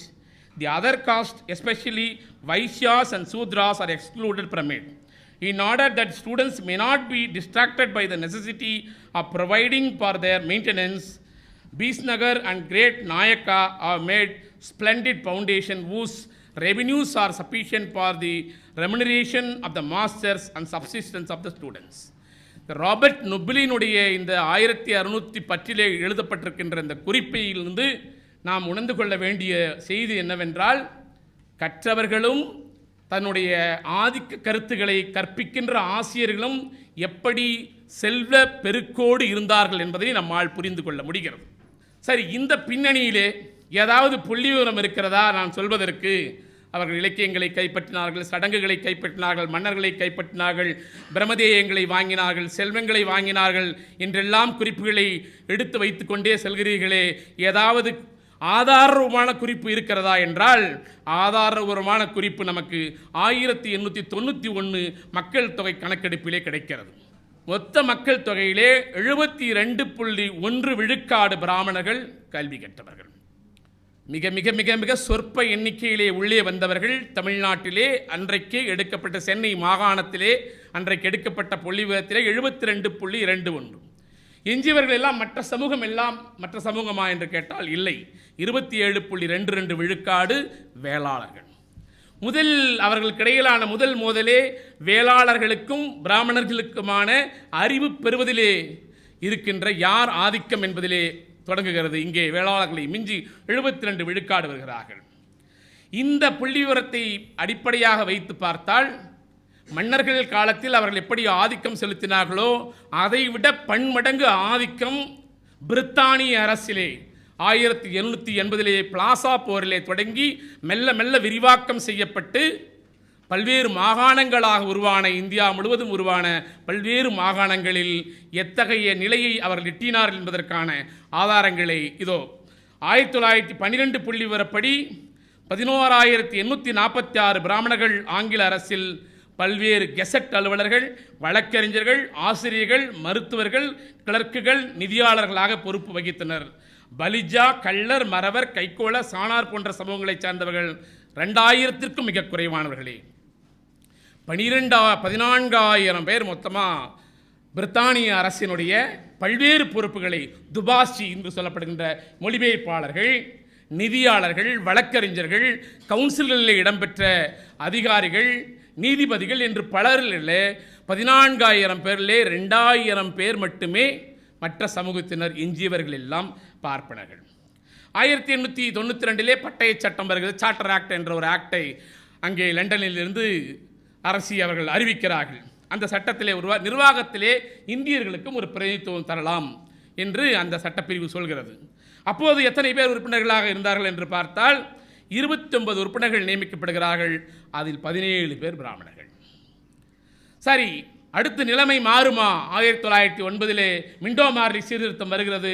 Minto Marley சீர்திருத்தத்திலே அனைவருக்குமான பங்களிப்பை அரசு நிர்வாகத்திலே council என்று சொல்லப்படுகிற அவையிலே தர வேண்டும் என்கிற ஒரு நிலை வருகிறது. அதிலே பலரும் பல முறையீடுகளை செய்கிறார்கள். ஆனாலும் பிராமணர்களுடைய ஆதிக்கம் அரசு நிர்வாகத்திலே குறையவே இல்லை. 1910 முதல் 19 வரையில் மொத்த 9 கவுன்சிலில் இருந்த மொத்த 9 அதிகாரிகளில் 8 பேர் பிராமணர்களாக இருக்கிறார்கள். இப்படிதான் இவர்கள் எல்லா நிலைகளிலும் வாழ்வியல், பழக்க வழக்கங்கள், சடங்குகள், வழிபாடு கடவுள்களுக்குள் நான் வரவில்லை. பெருங்கடவுள், சிறுங்கடவுள் என்று நிறைய பிரிவுகள் இருக்கும். அதற்குள்ளே நான் வரவில்லை, நிறைய நேரம் எடுத்துக்கொள்ளும் என்பதனால். அப்படியானால் இப்படியான ஆதிக்க நிலை தொடர்ந்த நிலையில்தான் இந்த பின்புலத்தோடு தான் நமக்கான குரல் எங்கே இருந்து தொடங்குகிறது என்பதை நாம் பார்க்க வேண்டும். இதனை எல்லாம் எதிர்த்து யாருமே கேட்கவில்லையா? கேட்டார்கள். இங்கே புத்தர் கேட்டார். இவருடைய ஆதிக்கத்தை எதிர்த்து மகாவீரர், ராமானுஜர், வள்ளலார், அதற்கு அடுத்ததாக சித்தர்களுடைய குரல் இங்கே ஒலித்தது. பலரும் பல முயற்சிகளில் முன்னெடுப்புகளை செய்த வண்ணம்தான் இருந்தார்கள். ஆனால் அதையெல்லாம் தாண்டி ஆதிக்கம் நிலை பெற்ற வண்ணமே இருந்தது. இப்படி 1000 ஆண்டு காலமாக பிராமணர் அல்லாத மக்கள் கல்வி இல்லை, செல்வ நிலை இல்லை, நடக்க முடியவில்லை, தெருவில் வழிபட முடியவில்லை, கடவுளிடம் சமத்துவமாய் வாழ முடியவில்லை, மேலாடை அணிய முடியவில்லை, தோளிலே துண்டு அணிய முடியவில்லை, நாற்காலியிலே சரிநிகராக அமர முடியவில்லை. இங்கே கூட எனக்கு வந்தபோது பயனாடை ஐயா அவர்கள் அணிவித்தார்கள். அந்த பயனாடை அணிவித்ததற்கு பின்னாலே மிகப்பெரிய வரலாறு இருக்கின்றது. இன்றைக்குரிய மாணவ செல்வங்களே, ஒரு திருமண நிகழ்விலே தவில் வாசிப்பது, இந்த நாதஸ்வரம் என்று சொல்லப்படுகின்ற காற்று வாத்தியத்தை வாசிப்பதெல்லாம் எவ்வளவு சிரமமானது என்பதனை வாசிப்பவர்கள் சொல்ல நாம் கேட்டிருக்கின்றோம். அப்படி தவில் வாசித்துக் கொண்டிருந்தார் ஒருவர். வேர்வையை துடைப்பதற்காக ஒரு துண்டை மேலே போட்டுக் கொண்டிருக்கிறார். அந்த துண்டை எடுக்கச் சொல்லி ஆதிக்க சமூகத்தினர் கேட்கிறார்கள். அப்போ அது அவர் வேர்வையை துடைப்பதற்காக நான் போட்டுக்கொண்டிருக்கிறேன் என்கிறார். குறைந்த வெளிச்சம் இருக்கும், காற்றாடி இருப்பதற்கு வாய்ப்பில்லை, தொடர்ந்து வாசிக்க வேண்டும். அங்கே இருந்த அழகிரி அவர்கள் உடனடியாக இதை துண்டு பிரச்சனை வந்தவுடன் உடனடியாக அவர் ஐயாவின் கவனத்துக்கு கொண்டு செல்கிறார். ஐயா உடனடியாக அந்த தமிழ் வித்வானை அழைத்து வாருங்கள், என்ன ஊதியம் அங்கு அவருக்கு நிர்ணயிக்கப்பட்டதோ அதையே நாம் இங்கு தந்து விடுவோம். அவர் தோளிலே துண்டு போட்டுக்கொண்டு அங்கவஸ்திரத்தை போட்டுக்கொண்டு வாசிக்க வேண்டும் என்று சொல்கிறார்கள். திருமண நிகழ்வில் இப்படி ஆகிவிட்டதே என்று திருமணத்தை ஏற்பாட்டாளர்கள் ஐயாவிடம் வந்து மீண்டும் மீண்டும் கேட்டுக்கொண்ட பிறகு அங்கவஸ்திரம் அணிந்து கொண்டு அவர் தமிழ் வாசிக்கிறார். தமிழ்நாட்டிலே வேர்வையை துடைப்பதற்கு கூட துண்டு போட முடியாமல் நிலை இருந்தது. அதற்கு கூட ஒரு குரல் ஒலிக்க வேண்டியிருந்தது. நாற்காலியிலே இன்றைக்கு அமர்ந்திருக்கின்றோம். இதற்கு ஒரு அரசாணை போட்டார்கள். நாற்காலியில் அமர்வதற்கு ஒரு அரசாணையின் மூலம் சாத்தியமானது. சரிநிகர் சமமாய் அமர்வதற்கு அப்படி சாத்தியமானது. தோல்சீலை போராட்டம் என்ற ஒரு மிகப்பெரிய போராட்டம். மேலே பெண்கள் இன்றைக்கு சொல்கின்ற மேலாடை அணிவதற்கு ஒரு போராட்டம். இப்படி பல போராட்டங்கள் இருந்தன. இந்த காலகட்டத்திலே தான் தந்தை பெரியார் அவர்கள் களத்துக்கு வருகிறார். 1910 1973 வரையில் சற்றேறத்தாழ ஒரு 3/4 நூற்றாண்டு காலம், 60 ஆண்டு காலம் மிக காத்திரமான அரசியல் கள போராட்டங்கள். 48 ஆண்டு காலம் 1925 இருந்து 1973 வரையில் இதழியல் களத்தில் பெரும் பரப்பில் ஐயா எழுதி குவித்த பக்கங்கள் லட்சம் பக்கங்களை தாண்டக்கூடிய அளவில் இருக்கிறது. அந்த களத்திலே தான் ஐயா வருகிறார். ஐயா அவர்கள் நேரடியாக சுயமரியாதை கருத்துக்கு உடனடியாக வந்து 1910 நேராக வந்தவுடன் அந்த கருத்து திடீரென உதித்ததா என்றால் இல்லை. அவருடைய வாழ்வியல் அனுபவங்களில் இருந்துதான் அவர் பெறுகின்றார். அவர் கல்வி கற்பதற்காக ஒரு உபாத்தியாயரிடம் அனுப்பப்படுகிறார். சிறு வயதிலே பிள்ளையாக இருக்கிற போது அங்கே செல்கிறார். தாகம் எடுக்கிறது ஐயாவிற்கு. ஐயா அவர்கள் தண்ணீர் கேட்கிறார். அந்த உபாத்தியாயர் தண்ணீர் கொடுக்கிறார். அந்த உபாத்தியாயர் வீட்டிலே குடித்து முடித்தவுடன் அதற்கு மேலும் தண்ணீர் தொளித்து விட்டு அந்த செம்பு என்று சொல்லப்படுகின்ற டம்ளரை எடுத்து செல்வதை பார்க்கிறார்கள். ஐயா அவருக்கு மிகவும் காயப்பட்ட சம்பவமாக அதை அவர் நான் யார் என்பதில் எழுதுகிறார். பின்பு மிக மகிழ்ச்சியாக என்ன செய்கின்றார், விளிம்பு நிலை மக்களும் பிற மதத்தை சார்ந்தவர்களும் வசிக்கின்ற தெருக்களிலே சென்று அவர்கள் செம்புகளிலே தர மிக ஆனந்தமாக வாய் வைத்து குடித்து மகிழ்ந்திருக்கின்றார். பெரும் செல்வந்த குடும்பத்திலே தந்தை பெரியார் பிறந்தவர்கள் என்பதனால் அங்கே தொடர்ச்சியாக பிராமணர்களுக்கான விருந்துகள் தொடர்ச்சியாக நடைபெறும், யாகங்கள் நடைபெறுகிற ஒரு இடமாக இருக்கிறது. அப்போ அவர்களுடைய கொடுமையை எல்லாம் நேரடியாக அவர்கள் பார்க்கின்றார்கள். இப்படி தன்னுடைய வாழ்வியலிலே தான் எதிர்கொண்ட சுயமரியாதைக்கு இழுக்கான, சுயமரியாதை இல்லாததால் காயப்பட்ட சம்பவங்களின் மூலமாகத்தான் ஐயா அவர்கள் உந்தப்பட்டு சுயமரியாதை என்ற கருத்து நிலையில் தன்னுடைய அரசியல் உரையாடலை தொடங்குகிறார்கள். 1915 1919 வரை 29 பெரும் பதவிகளில் ஐயா இருக்கிறார். பெரும் பதவிகள் என்று சொன்னால் நீங்கள் பட்டியல் பெரியது. வியாபார சங்க தலைவர், தென்னிந்திய நிர்வாக சங்க தலைவர், 5 ஜில்லாக்களுக்கு செக்ரட்டரி, பழைய மாணவர் சங்க secretary, high school board secretary, high school board தலைவர், ஜில்லா காங்கிரஸ் மாநாடு secretary, honorary magistrate, Erode taluka board member, water works committee secretary, play committee secretary, Kovai ஜில்லா 2வது சர்க்கிள் தேவஸ்தான கமிட்டி செக்ரட்டரி, கோவை ஜில்லா தேவஸ்தான கமிட்டி வைஸ் பிரசிடென்ட், கோவை ஜில்லா தேவஸ்தான கமிட்டி பிரசிடென்ட், யுத்தத்தின் போது ரெக்ரூட்டிங் ஆஃபீஸர், 1918 யுத்தத்தில் தாலுகா ஜில்லா அரிசி control distribution officer, Tamil Nadu Congress committee தலைவர், காதி போர்டு தலைவர். 29 பதவிகள் இருக்கிறது. 2 செய்திகள் இதில் மிக முக்கியமாக, ஈரோடுக்கு காவிரி நீர் வர வேண்டும் என்ற மிக முக்கியமான ஒரு முன்னெடுப்பு ஐயாவுடைய இந்த பதவியில் இருந்த காலகட்டத்தில் தான் அந்த ஒப்பந்தம் இறுதி செய்யப்பட்டு ஈரோடு பகுதிக்கு காவிரி நீர் வருவதற்கான வழிவகைகள் உருவாக்கப்பட்டது. இந்த காலகட்டத்தில் தான் பிளேக் நோய்க்கான ஒரு அதிகாரியாக ஐயா இருக்கிறார். அவர் தன்னுடைய வாழ்க்கை குறிப்பில் எழுதுகிறார், பிளேக் நோய் வருகிறது, மக்கள் ஆங்காங்கு செத்து விழுகிறார்கள், மக்கள் எல்லாம் ஊரை காலி செய்து வெளியேறி கொண்டிருக்கிறார்கள். தந்தை பெரியார் தனி ஆளாக பிணங்களை கொண்டு சென்று சுடுகாட்டிலே அடக்கம் செய்கின்ற பணியை அவர் மேற்கொள்கிறார். அப்படியானால் தன் வாழ்விலே ஒரு தன்னலம் என்பது இல்லாமல் ஒரு மானுட நேயத்தோடு, மனித நேயத்தோடு, ஒரு நோய், அந்த நோய் குறித்த பெரிய அறிவியல் புரிதல் இல்லாமல் மக்கள் வெளியே செல்கிற அந்த காலகட்டத்திலே பிளேக் நோயால் பாதிக்கப்பட்டு இறந்த மக்களை எல்லாம் கொண்டு சென்று அடக்கம் செய்கின்ற மிகப்பெரிய பணியை ஐயா அவர்கள் இந்த காலகட்டத்தில் தான் முன்னெடுக்கிறார்கள்.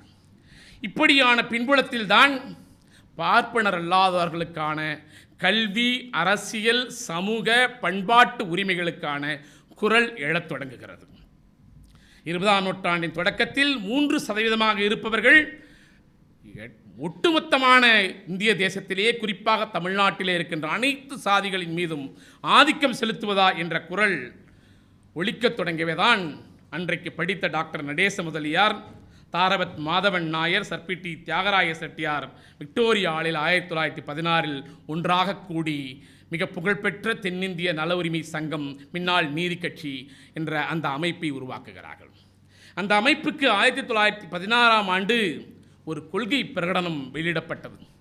அன்புக்குரிய மாணவ செல்வங்களே, அது இணையத்தில் இருக்கிறது, தயவு செய்து அதை நீங்கள் வாசிக்க வேண்டும்.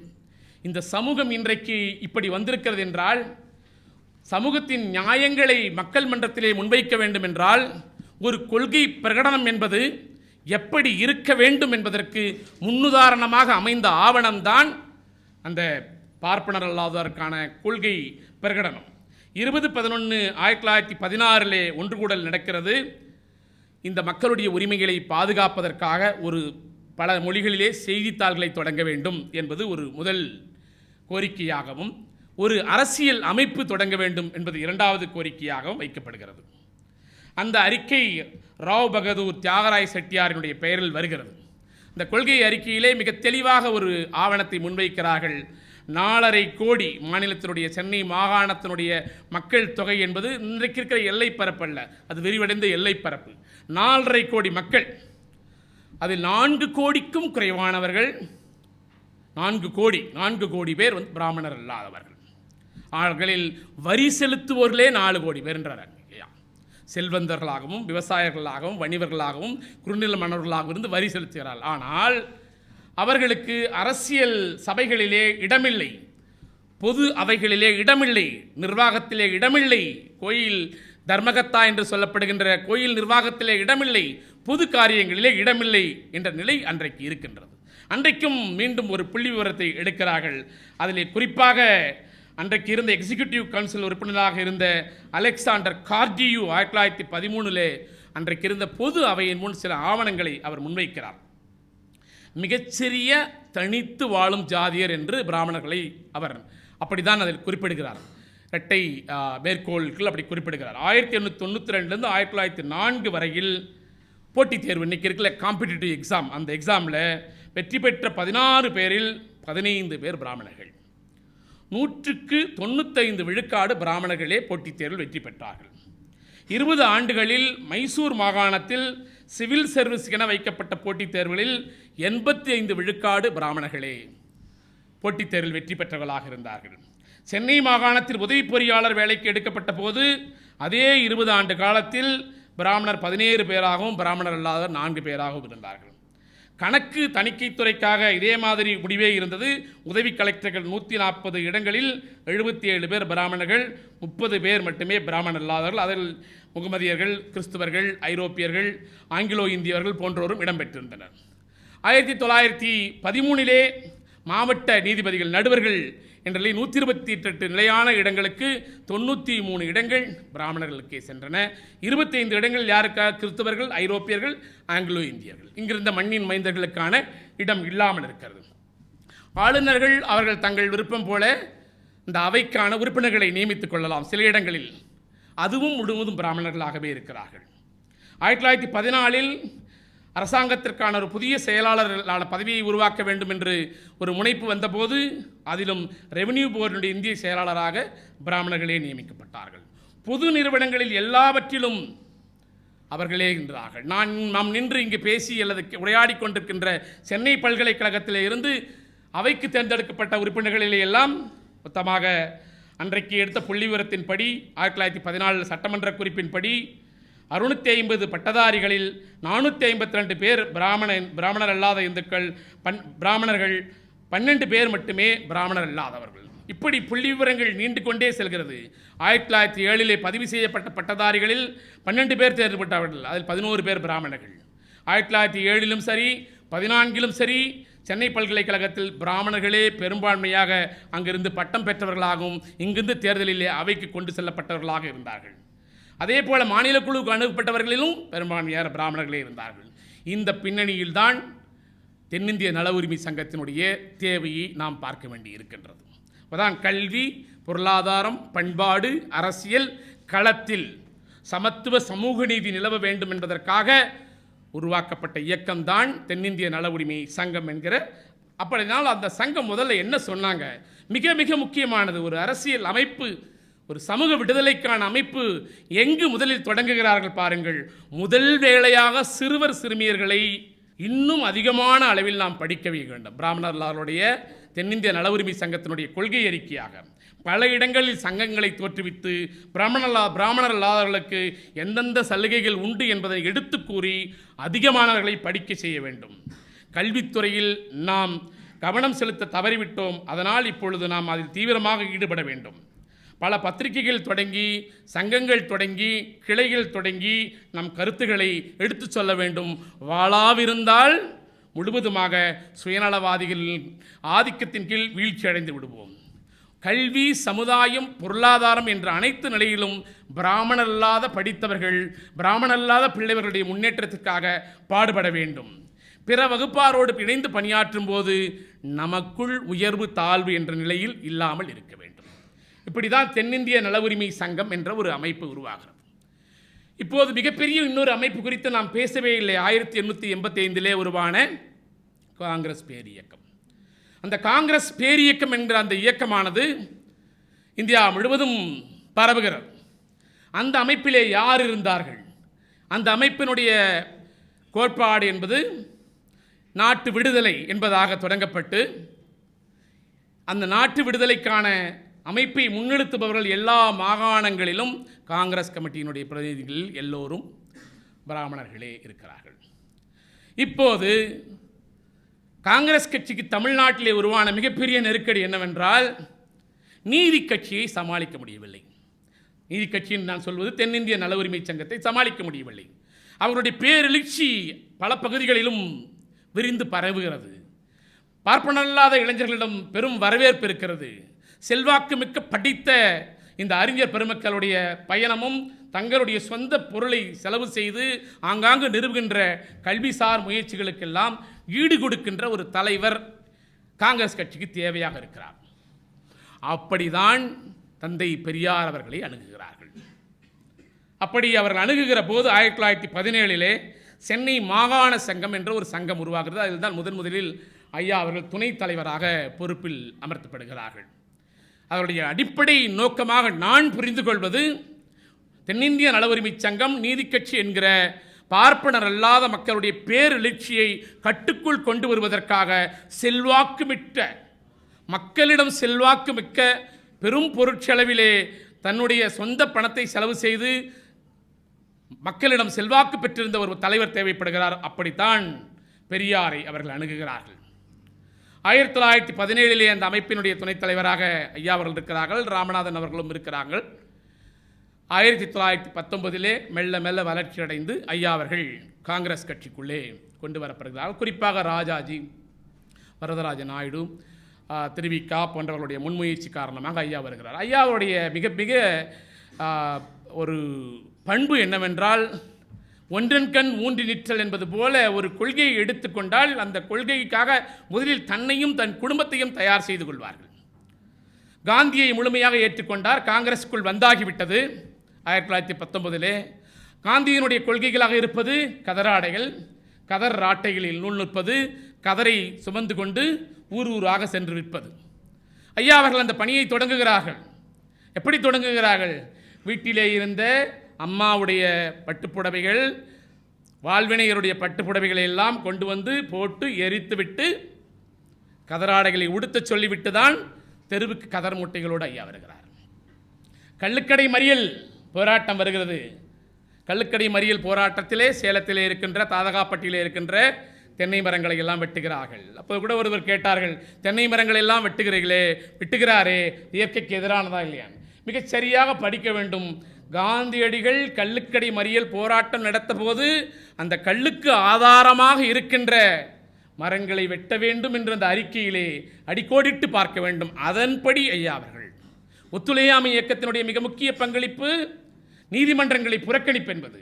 நீதிமன்றங்களை புறக்கணிப்பது என்ற முடிவுக்கு வந்தபோது 50,000 ரூபாய்க்கான தந்தையினுடைய தாவா நீதிமன்றத்தில் இருக்கிறது.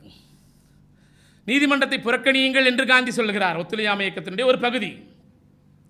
ஐயா அவர்கள் அந்த பணம், நான் நீதிமன்றத்துக்கு வழக்காட செல்வதில்லை, அந்த பணம் எனக்கு வேண்டாம் என்று சொல்கிறார். சேலத்தை சேர்ந்த வழக்கறிஞர், புகழ்பெற்ற வழக்கறிஞர் புலவர் விஜயராகவாச்சாரியார் அவர்கள் நீங்கள் அந்த பணத்தை நீங்கள் போய் வாதாடாட்டாலும் பரவாயில்லை, எனக்கு எழுதி கொடுத்து விடுங்கள், அதை திலகர் நிதிக்கு போய் சேர்த்து விடுகிறோம் என்று சொல்கிறார்கள். ஐயா அவர்கள் சொல்கிறார்கள், நானே வாதாடி பெற்றாலும் ஒன்றுதான், நான் எழுதி கொடுத்து வாதாடி பெற்றாலும் ஒன்றுதான், அந்த பணத்தை அந்த வழக்கிலே நான் இல்லை என்று சொல்கிறார்கள்.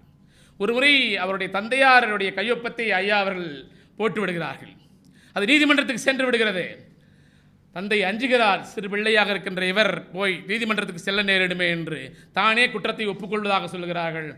ஐயா அவர்கள் மறுத்து விட்டார்கள். நான் தான் கையொப்பம் இட்டேன் என்று அவர் சொல்லுகிறார்கள். இப்படி நீங்கள் போராட்டங்களில் எல்லாம் ஐயா தன்னை முழுமையாக ஈடுபடுத்திக் கொள்கிறார். குறிப்பாக காங்கிரஸ் காலத்தில் கட்சியிலே இருந்த 1919 இருந்து ஐயா பல்வேறு முன்னெடுப்புகளை எடுத்துக்கொண்டே வருகிறார்கள். அவர்களுக்குள் ஏற்கனவே இருந்த சாதிய ஏற்றத்தாழ்வுகளுக்கு எதிரான மனப்பான்மை, வருணம் சார்ந்த வருணம் சார்ந்த அமைப்புக்கு எதிரான சிந்தனை, பெண்களை அடிமைப்படுத்துவதற்கிற ஆணாதிக்கத்துக்கு எதிரான சிந்தனை, இப்படி மூட பழக்க வழக்கங்களுக்கு எதிரான சிந்தனை, சமய சார்புகளுக்கு எதிரான சிந்தனையோடு காங்கிரஸ் கட்சியிலே பயணப்பட தொடங்குகிறார்கள். 1919 25வது ராஜ்ய மாநாடு நடக்கிறது. சோமசுந்தர பாரதியார் தலைமையிலே நடக்கிறது. அங்கே ஐயா வகுப்புவாரி பிரதிநிதித்துவத்தை முக்கியத்துவப்படுத்தி பேச ஆரம்பிக்கின்றார். 2020 அதுக்கு அடுத்து 26வது ராஜ்ய மாநாடு நடக்கிறது. பிராமணர்களெல்லாம் ஒன்று கூடி அரசாங்கத்திலே வகுப்புவாரி பிரதிநிதித்துவம் வேண்டும் என்ற கோரிக்கை மீண்டும் அங்கே வலியுறுத்தப்படுகிறது. 27வது ராஜ்ய மாநாடு 1921 நடக்கிறது. தஞ்சையிலே தமிழ்நாடு பிராமணர்களெல்லாம் ஒன்று கூடி மீண்டும் அனைவருக்கும் வகுப்புவாரி இடஒதுக்கீடு தேவை என்பதை வலியுறுத்துகிறார்கள். 1923 திருப்பூரிலே 28வது மாநாடு நடக்கிறது. அங்கே ஆலய பிரவேசம், தீண்டாமை கொடுமைகள் ஒழிய வேண்டும், சாதி ஏற்றத்தாழ்வுகள் ஒழிய வேண்டும், வகுப்புவாரி பிரதித்துவம் வேண்டும் என்ற கோரிக்கையை ஐயா முன்வைக்கிறார்கள். 1923 சேலத்திலே 29வது ராஜ்ய மாநாடு நடக்கிறது. அங்கும் இதே போன்ற வகுப்புவாரி கோரிக்கையை வைக்கிறார்கள்.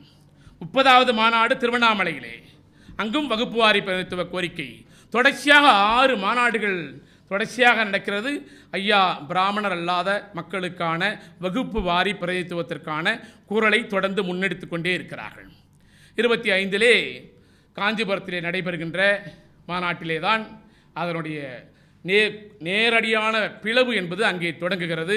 வகுப்பு வாரி பிரதித்துவம் சம்பந்தமான தீர்மானம் கொண்டு வரப்படுகிறது. செயற்குழுவிலே ராமநாதனால் கொண்டு வரப்படுகிற தீர்மானம் நயவஞ்சகமாக அந்த தீர்மானம் நிறைவேறப்படாமல் செய்யப்படுகிறது. பின்பு காஞ்சிபுரம் மாநாட்டிலே வகுப்பு வாரி பிரதிநிதித்துவத்திற்கு இடஒதுக்கீடு அப்போ இருந்த சத்தியமூர்த்தி, கஸ்தூரி ரங்கன் ஐயங்கார், மிகப்பெரிய ராஜாஜி, பல ஐயங்கார்கள் எல்லாம் ஆதிக்கம் செலுத்திய அமைப்பிலே வகுப்பு வாரி பிரதிநிதித்துவத்திற்கான குரல் எடுக்கப்படலை என்பதனால் அங்கே இருந்து எழுந்து இனி காங்கிரஸை ஒழிப்பதே என்னுடைய வேலை என்று அங்கு காங்கிரஸ் கட்சியிலே இருந்து தந்தை பெரியார் 1925 வெளியே வருகிறார். காங்கிரஸ் கட்சியிலே இருக்கிற போது என்னென்ன மாதிரியான போராட்டங்களை ஐயா முன்னெடுத்தார் என்பதற்கு பல சான்றுகள் இருக்கின்றன. குறிப்பாக 1924 வைக்கம் போராட்டம் என்கிற போராட்டம், வைக்கத்தப்பன் என்று சொல்லப்படுகின்ற ஒரு ஆலயத்தின் உள்ளே நுழைவதற்கில்லை. கேரளாவில் வைக்கம் என்ற இடத்துல வைக்கத்தப்பன் என்கின்ற ஒரு ஆலயத்தில் நுழைந்து வழிபாடல்ல, சுற்றி வந்தால் பல மைல் தூரம் வருன்றதுனால அந்த ஆலயம் இருக்கின்ற தெருக்களின் வழியாக ஈழவர்கள் உள்ளிட்ட ஒடுக்கப்பட்ட விளிம்புநிலை சமூகத்தை சார்ந்த மக்கள் நடக்கக்கூடாது என்ற தடை இருந்தது, மகாராணியால் போடப்பட்டது.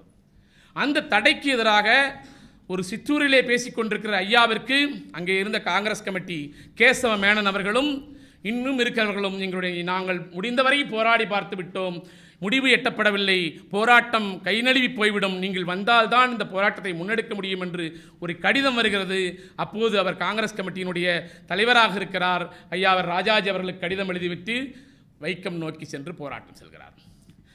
அங்கே செல்பவருக்கு மன்னருடைய ராஜ வரவேற்பு இருக்கிறது. மகாராணியினுடைய தந்தையாருடைய அரசு மரியாதை வழங்கப்படுகிறது. எப்படி ஏனென்றால் ஒவ்வொரு முறை அவர் பிரயாணப்படும் போதும் சென்னை மாகாணத்துக்கு ஈரோட்டிலே வந்து ஐயாவுடைய விருந்தினர் மாளிகையிலே தான் தங்கிவிட்டு செல்வதனால் ஐயாவிற்கு வரவேற்பு.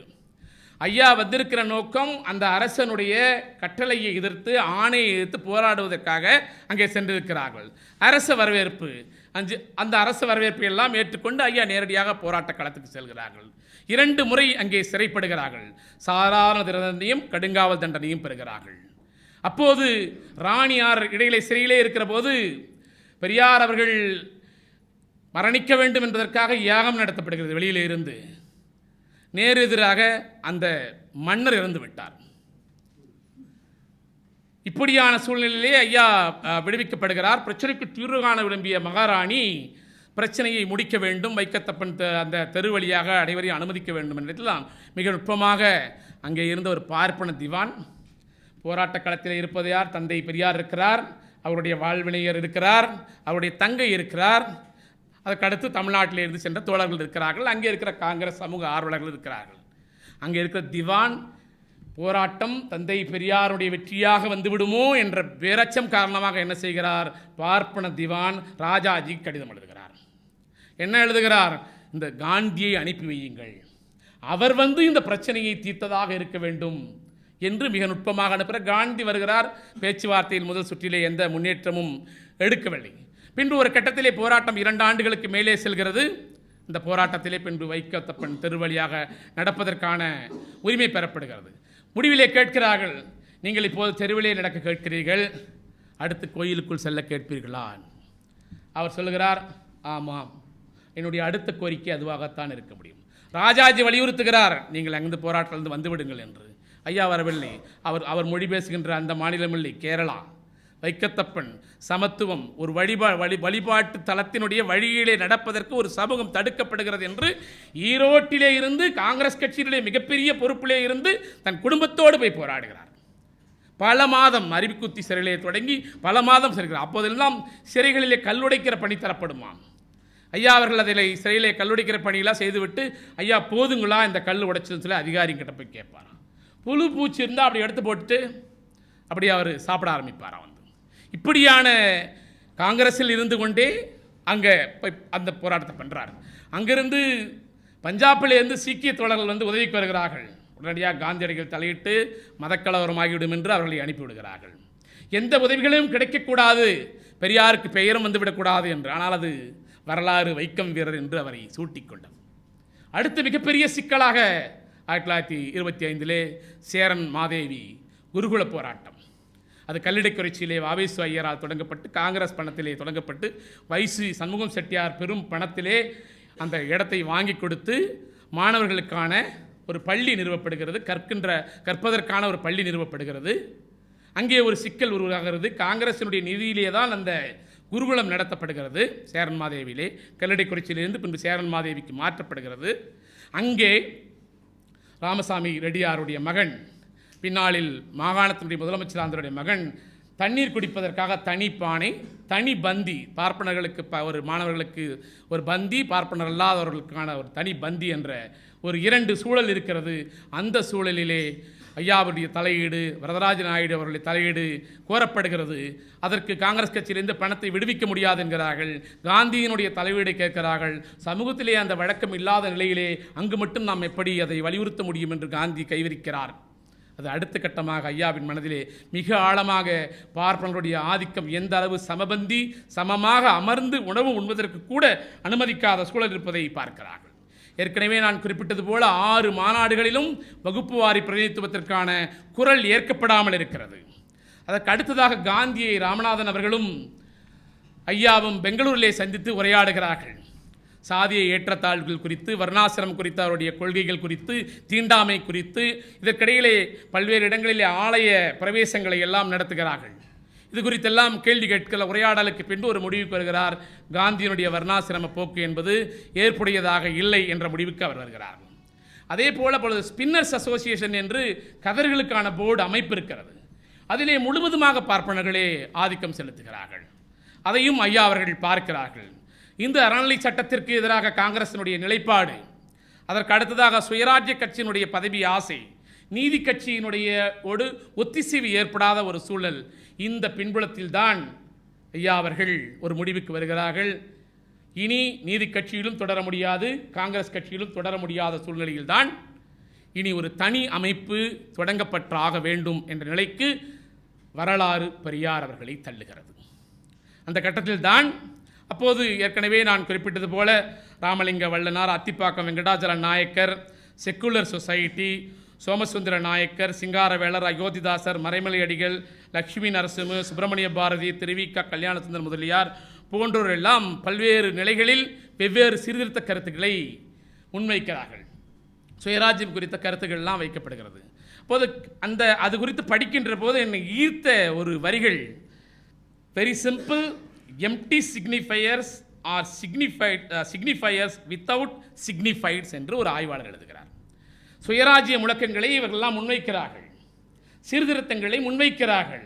ஆனால் சிக்னிஃபையர்ஸாக வர்றவங்களை எதை அடையப் போகிறோம் என்ற இலக்கில்லாமல் இந்த சுயராஜ்யம் போன்ற கொள்கைகள், சமூக சீர்திருத்தங்கள்லாம் பேசப்பட்டதனால் அதற்கான இலக்கு நிர்ணயிக்கப்படவில்லை என்பதனால் பெரியார் அவர்கள் சமத்துவத்திற்காகவும் சமூக நீதிக்காகவும் பெண்களுடைய உரிமைக்காகவும் தன்னுடைய குரலை ஆரம்பிக்கிறார்கள். 1925 குடியரசு பத்திரிகையை தொடங்குகிறார்கள். இதில் 2-3 கருத்துகள் மாறி மாறி முன்வைக்கப்படுகிறது. எந்த காலகட்டத்திலே முதலில் சுயமரியாதை இயக்கம் தோன்றியது, 1925 என்று எடுத்துக்கொள்வதா, அதாவது குடியரசு பத்திரிகை தொடங்கிய ஆண்டை எடுத்துக்கொள்வதா, அல்லது காங்கிரஸிலிருந்து துண்டை உதறி தோளில் போட்டுக்கொண்டு இனி காங்கிரஸை ஒழிப்பதே என்னுடைய வேலை என்று வெளியே வந்தாரே அந்த கட்டத்தை எடுத்துக்கொள்வதா, அல்லது 26/12/1926 10வது பார்ப்பனர் மாநாடு நடந்ததே அந்த காலகட்டத்தை எடுத்துக்கொள்வதா என்று ஆய்வறிஞர்களுக்குள் 3 விதமான கருத்துகள் முன்வைக்கப்படுகிறது. திருநாவுக்கரசு ஐயா போன்றவர்கள் 1965 தான் நம்ம 25 தான் எடுத்துக்கொள்ள வேண்டும் என்கிறார்கள். மங்களமுருகேசன் போன்றவர்கள் 26 என்கிறார்கள். விஸ்வநாதன் போன்றவர்கள் 27 என்கிறார்கள். அதற்கான ஆதாரங்களை அவர் தருகிறார்கள். இங்கே நாம் மிக நுட்பமாக பார்க்க வேண்டியது என்னவென்றால், இந்த அமைப்பு போன்று எல்லோரும் அமர்ந்து ஒரு ஸ்தாபனத்தை உருவாக்க வேண்டும், இன்னார் தலைவர், இன்னார் செயலாளர், இன்னார் பொருளாளர், இதனுடைய அமைப்பினுடைய குறிக்கோள்கள் இது என்று அப்படியெல்லாம் ஒரு அமைப்பாக அமர்ந்து உருவாக்கப்பட்டது அல்ல சுயமரியாதை என்ற இயக்கம் என்று நான் சொல்வது அரசியல் சொல்லாடல். காலத்தின் போக்கில் தந்தை பெரியார் அவர்கள் சுயமரியாதை இயக்கம் என்ற கருத்தை தொடர்ச்சியாக பேச அந்த இயக்கம் என்பது வலுப்பெற்று இங்கே வரத் தொடங்குகிறது. அப்படியால் சுயமரியாதை இயக்கத்திற்கான பெயர் வருகிற போதே அவருடைய வாக்குமூலங்களிலிருந்தே, குடியரசு ஆவணங்களிலிருந்தே எந்த ஆண்டு என்பதனை நாம் புலப்படுத்திக் கொள்வதற்கான பல்வேறு தரவுகள் நமக்கு கிடைக்கிறது. 2/5/1925 குடியரசு ஏட்டை தந்தை பெரியார் அவர்கள் தொடங்கிய நாள், காங்கிரஸிலிருந்து வெளியேறிய நாள் 22/11/1925, பார்ப்பனல்லாத மாநாட்டில் தீர்மானம் நிறைவேற்றிய ஆண்டு 26/12/1926. இந்த 3 தேதிகளுக்குள்ளே தான் சுயமரியாதை இயக்கம் எப்போது உருவானது. இதற்கிடையிலே ஏற்கனவே சொன்னது போல நீதி கட்சியை சமாளிப்பதற்காக காங்கிரசின் துணை அமைப்பாக எஸ் ராமநாதன் போன்றவர்களை உள்ளடக்கி உருவாக்கப்பட்ட அமைப்பு, அப்போதே அவர்கள் சுயமரியாதை வாலிபர் சங்கம், சுயமரியாதை செல்ஃப் லீக் என்ற ஒரு சொல்லாடல்கள் எல்லாம் புழக்கத்துக்கு வந்துவிடுகிறது. அந்த பின்னணியோடு தான் சுயமரியாதை இயக்கத்தை தோன்றிய நாளை எப்படி பார்க்க வேண்டும். இது 1925 தான் சுயமரியாதை இயக்கம் உருவாக்கப்பட்டதற்கான நாளாக கொள்ள வேண்டி இருக்கின்றது. ஏனென்றால் நீதி கட்சியோடும் இல்லை, காங்கிரஸோடும் இல்லை, சமத்துவத்திற்காகவும் சமூக நீதிக்காகவும் களத்தில் தன்னுடைய கருத்தை ஊராக பிரச்சாரம் செய்ய ஐயா தொடங்கிய நாள் அந்த நாள் என்பதனால் 1925 சுயமரியாதை இயக்கத்தினுடைய தொடக்க ஆண்டு என்று நாம் கொள்ள வேண்டி இருக்கின்றது. அப்படியானால் ஐயா அதனுடைய கொள்கைகளாக வரையறுத்து எழுதுகிறார். ஜாதி மதமென்ற கொடுமை ஒழிவதும், கடவுள் என்ற மூடநம்பிக்கை ஒழிவதும், மனித சமூகத்துக்கு நன்மையானது என்கின்ற கருத்தில் அதற்காக என்ன செய்ய வேண்டும் என்று கருதுகிறோனோ அந்த வேலையை செய்கின்றேன். அந்த எண்ணத்தின் மீதே சுயமரியாதை இயக்கம் ஆரம்பிக்கின்றேன். அடுத்து எழுதுகிறார், நமது நாடு அரசியல், பொருளியல், சமூகவியல், ஒழுக்கவியல் முதலிய எல்லா துறைகளிலும் மேன்மை பெற்று விளங்கச் செய்ய வேண்டும். நாட்டு மக்களின் உடல் வளர்ச்சிக்காகவும், அறிவு வளர்ச்சிக்காகவும், கலை வளர்ச்சிக்காகவும், மொழி வளர்ச்சிக்காகவும் இதன் மூலம் உழைத்து வருகிறோம். ஒவ்வொரு வகுப்பும் முன்னேற வேண்டும். இதை அறவே விடுத்து தேசம் தேசம் என கூக்குலிடுவது எமது பத்திரிகையின் நோக்கமன்று. மக்களுள் தன்மதிப்பு, சமத்துவம் ஓங்கி வளர வேண்டும். மக்கள் அனைவரும் அன்பின் மயமாதல் வேண்டும். 2/5/1925 குடியரசில் எழுதின தலையங்கம். அப்போ இந்த பொருளிலிருந்து மேலே சொன்ன 2 மேற்கோள்களிலிருந்து நாம் புலப்படுத்திக் கொள்ள வேண்டியது தன்மதிப்பு என்ற சொல்லாடல், சுயமரியாதை அல்லது சுய தர்மம், சுய சிந்தனைகளை உருவாக்குகின்ற அந்த சொல்லாடல் சிந்தனை என்ற போக்கு 25 வருகிறது.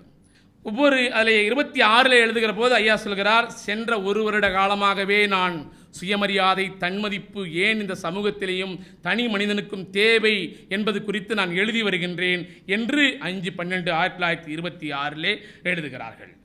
அப்படியானால் ஒரு ஆண்டுக்கு முன்பிருந்தே சுயமரியாதை என்ற கருத்து தொடங்கிவிட்டார் என்பதற்கான ஆவணங்களை நம்மால் பெற முடிகிறது. இப்போ நமக்கு ஒரு குழப்பம் வரும்.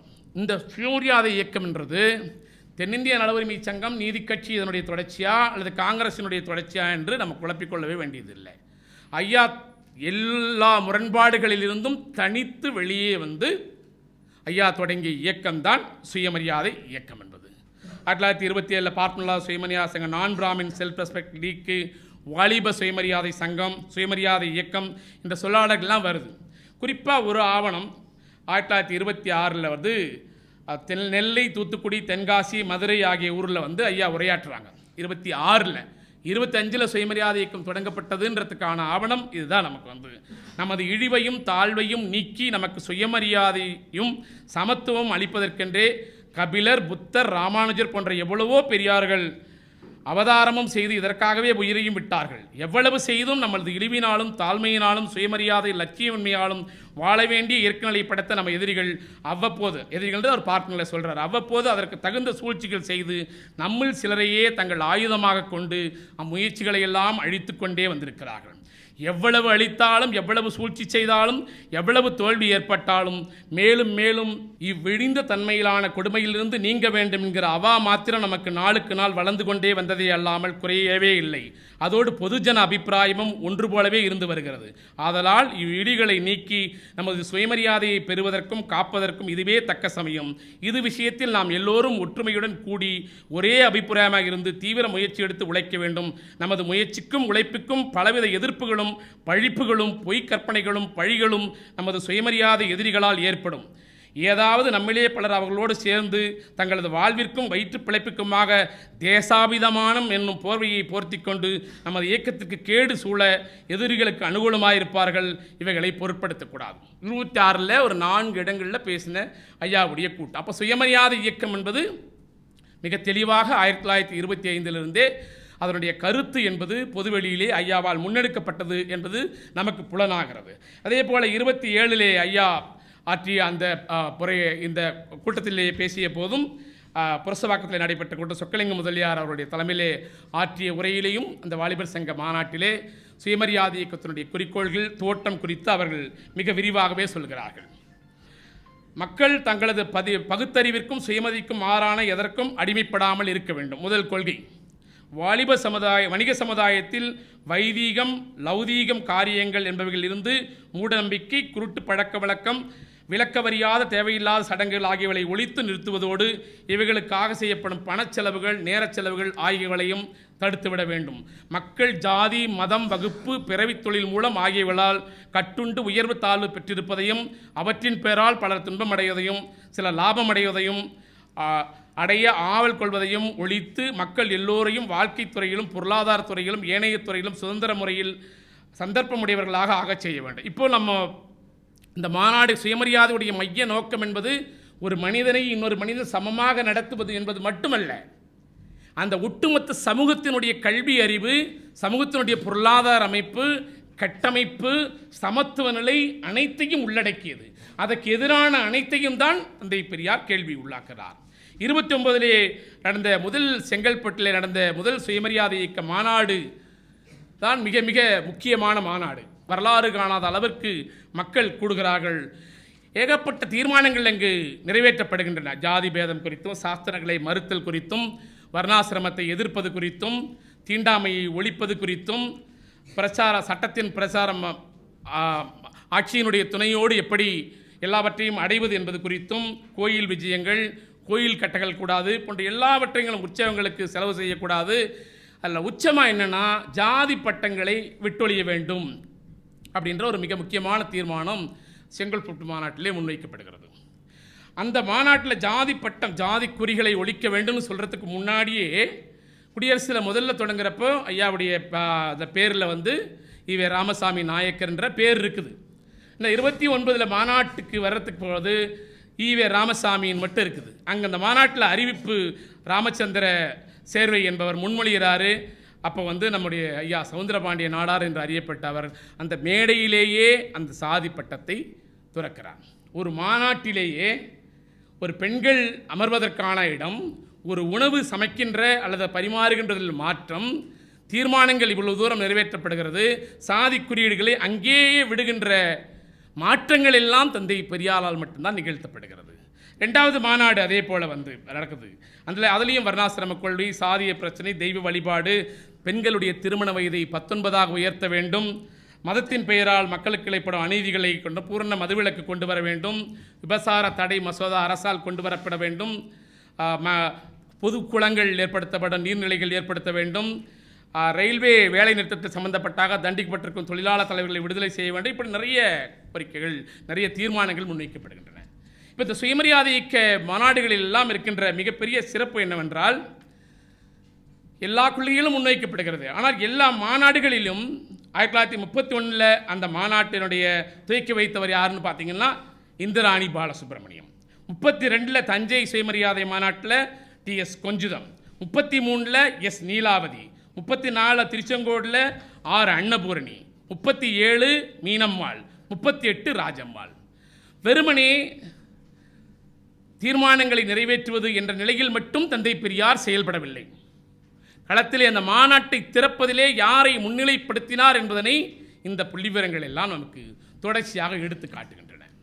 அப்போ சுயமரியாதை இயக்க மாநாடுகள் தொடர்ச்சியாக நடைபெற்று கொண்டே இருக்கிறது. இதனிடையில் தான் பின்னால் 1944 திராவிடர் கழகம் என்ற பெயர் மாற்றம் வருகிறது. அதற்கு முன்பாக நீதி கட்சி தலைவராக, இந்திய எதிர்ப்பு போராட்டம் நீதி கட்சி தலைவராக ஐயா அவர்கள் மாறுகிறார்கள். இப்போ இந்த காலகட்டத்திலே சுயமரியாதை திருமணங்கள் என்ற ஒரு புதிய செயல்முறையும் மக்களுடைய வாழ்வியலில் இடம்பெற தந்தை பெரியார் அவர்கள் முன்னிலைப்படுத்தப்பட்டு மிக மிக பொருட்செலவு மிக குறைவாகவும், புரோகிதர்கள் இல்லாமல், சடங்குகள் இல்லாமல் திருமணங்கள் நடைபெறுகின்ற சுயமரியாதை திருமணங்கள் என்ற முறையையும், புரோகித மறுப்பு என்ற முறையையும் அவர்கள் உருவாக்குகிறார்கள். இறுதியாக இதனால் என்ன சுயமரியாதை இயக்கத்தினுடைய என்ன பலன்கள் உருவானது என்ற ஐயாவுடைய ஒரு மேற்கோளோடு என்னுடைய உரையை நிறைவு செய்து உங்களுடைய கேள்விகளுக்கு பதிலளிக்க நான் விழைகின்றேன். 3/11/2029 எழுதுகிறார் ஐயா. பார்ப்பனர்களை எந்த காரணம் கொண்டும் நம்புவதென்பதோ, அவர்களோடு ஒத்துழைப்பதென்பதோ, அவர்கள் கலந்து கொள்ள கூட்டங்களில் சேர்வதென்பதோ, தேர்தல்களில் அவர்களுக்கு ஓட்டு செய்வதென்பதோ முதலாகிய காரியங்கள் அடியோடு மறுக்கப்பட்டது. எதற்கு பிறகு?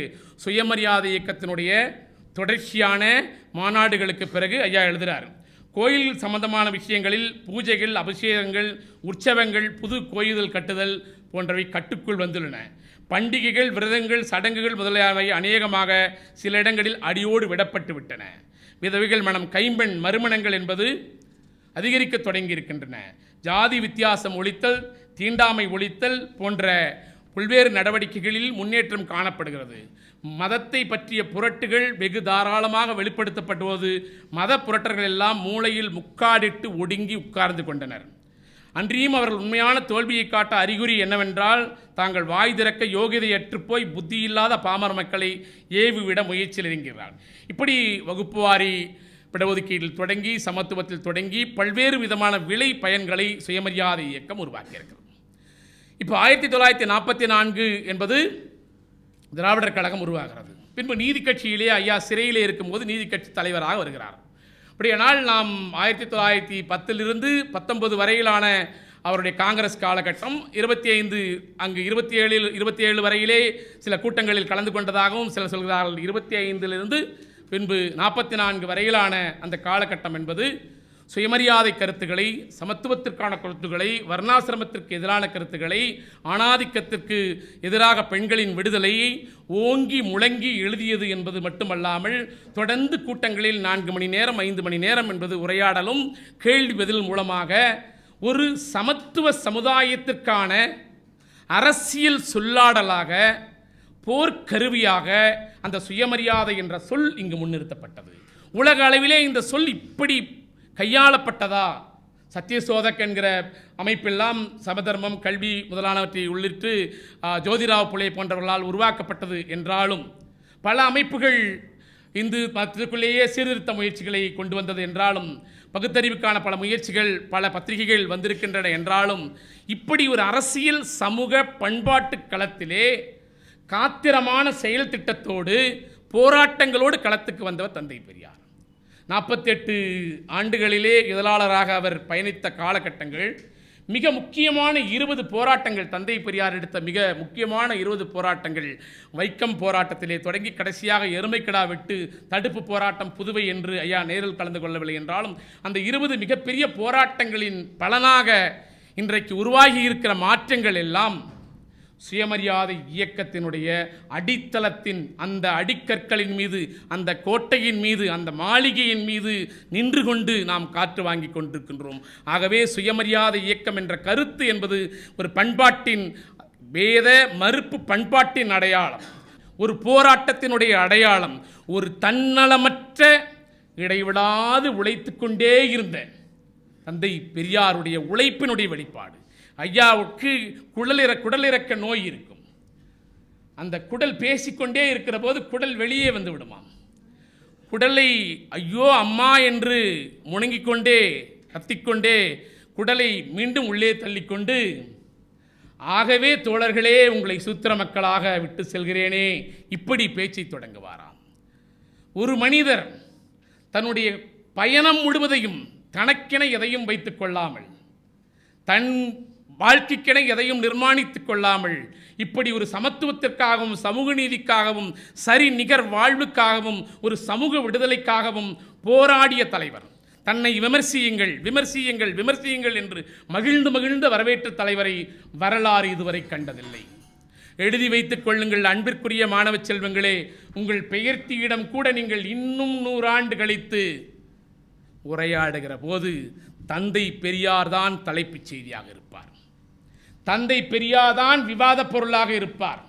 தந்தை பெரியார் தான் விமர்சிக்கப்படுகிற நபராக இருப்பார். ஏனென்றால் அவருடைய கருத்துகளில் ஒளிவு மறைவு எதுவுமே இல்லை. அவர் செயல் திட்டங்களில் எவ்வித இடன் அஜெண்டா என்று சொல்லப்படுகின்ற மறைமுக அரசியல் பின்னணியும் இல்லை. அவர் சொல்கிறார், ஒவ்வொரு காலகட்டத்திலும் இந்த சமூகத்திற்கு எது தேவை என்று பார்க்கிறேன், அதன் அடிப்படையில் என்னுடைய போராட்டத்தை தீர்மானிக்கிறேன், அரசியல் நிலைப்பாடுகளை எடுக்கிறேன். அது இந்த மக்களுக்கானதே தவிர தனியான ஈவே ராமசாமி என்கிற எனக்கு இல்லை என்று தந்தை பெரியார் சொல்கிறார்.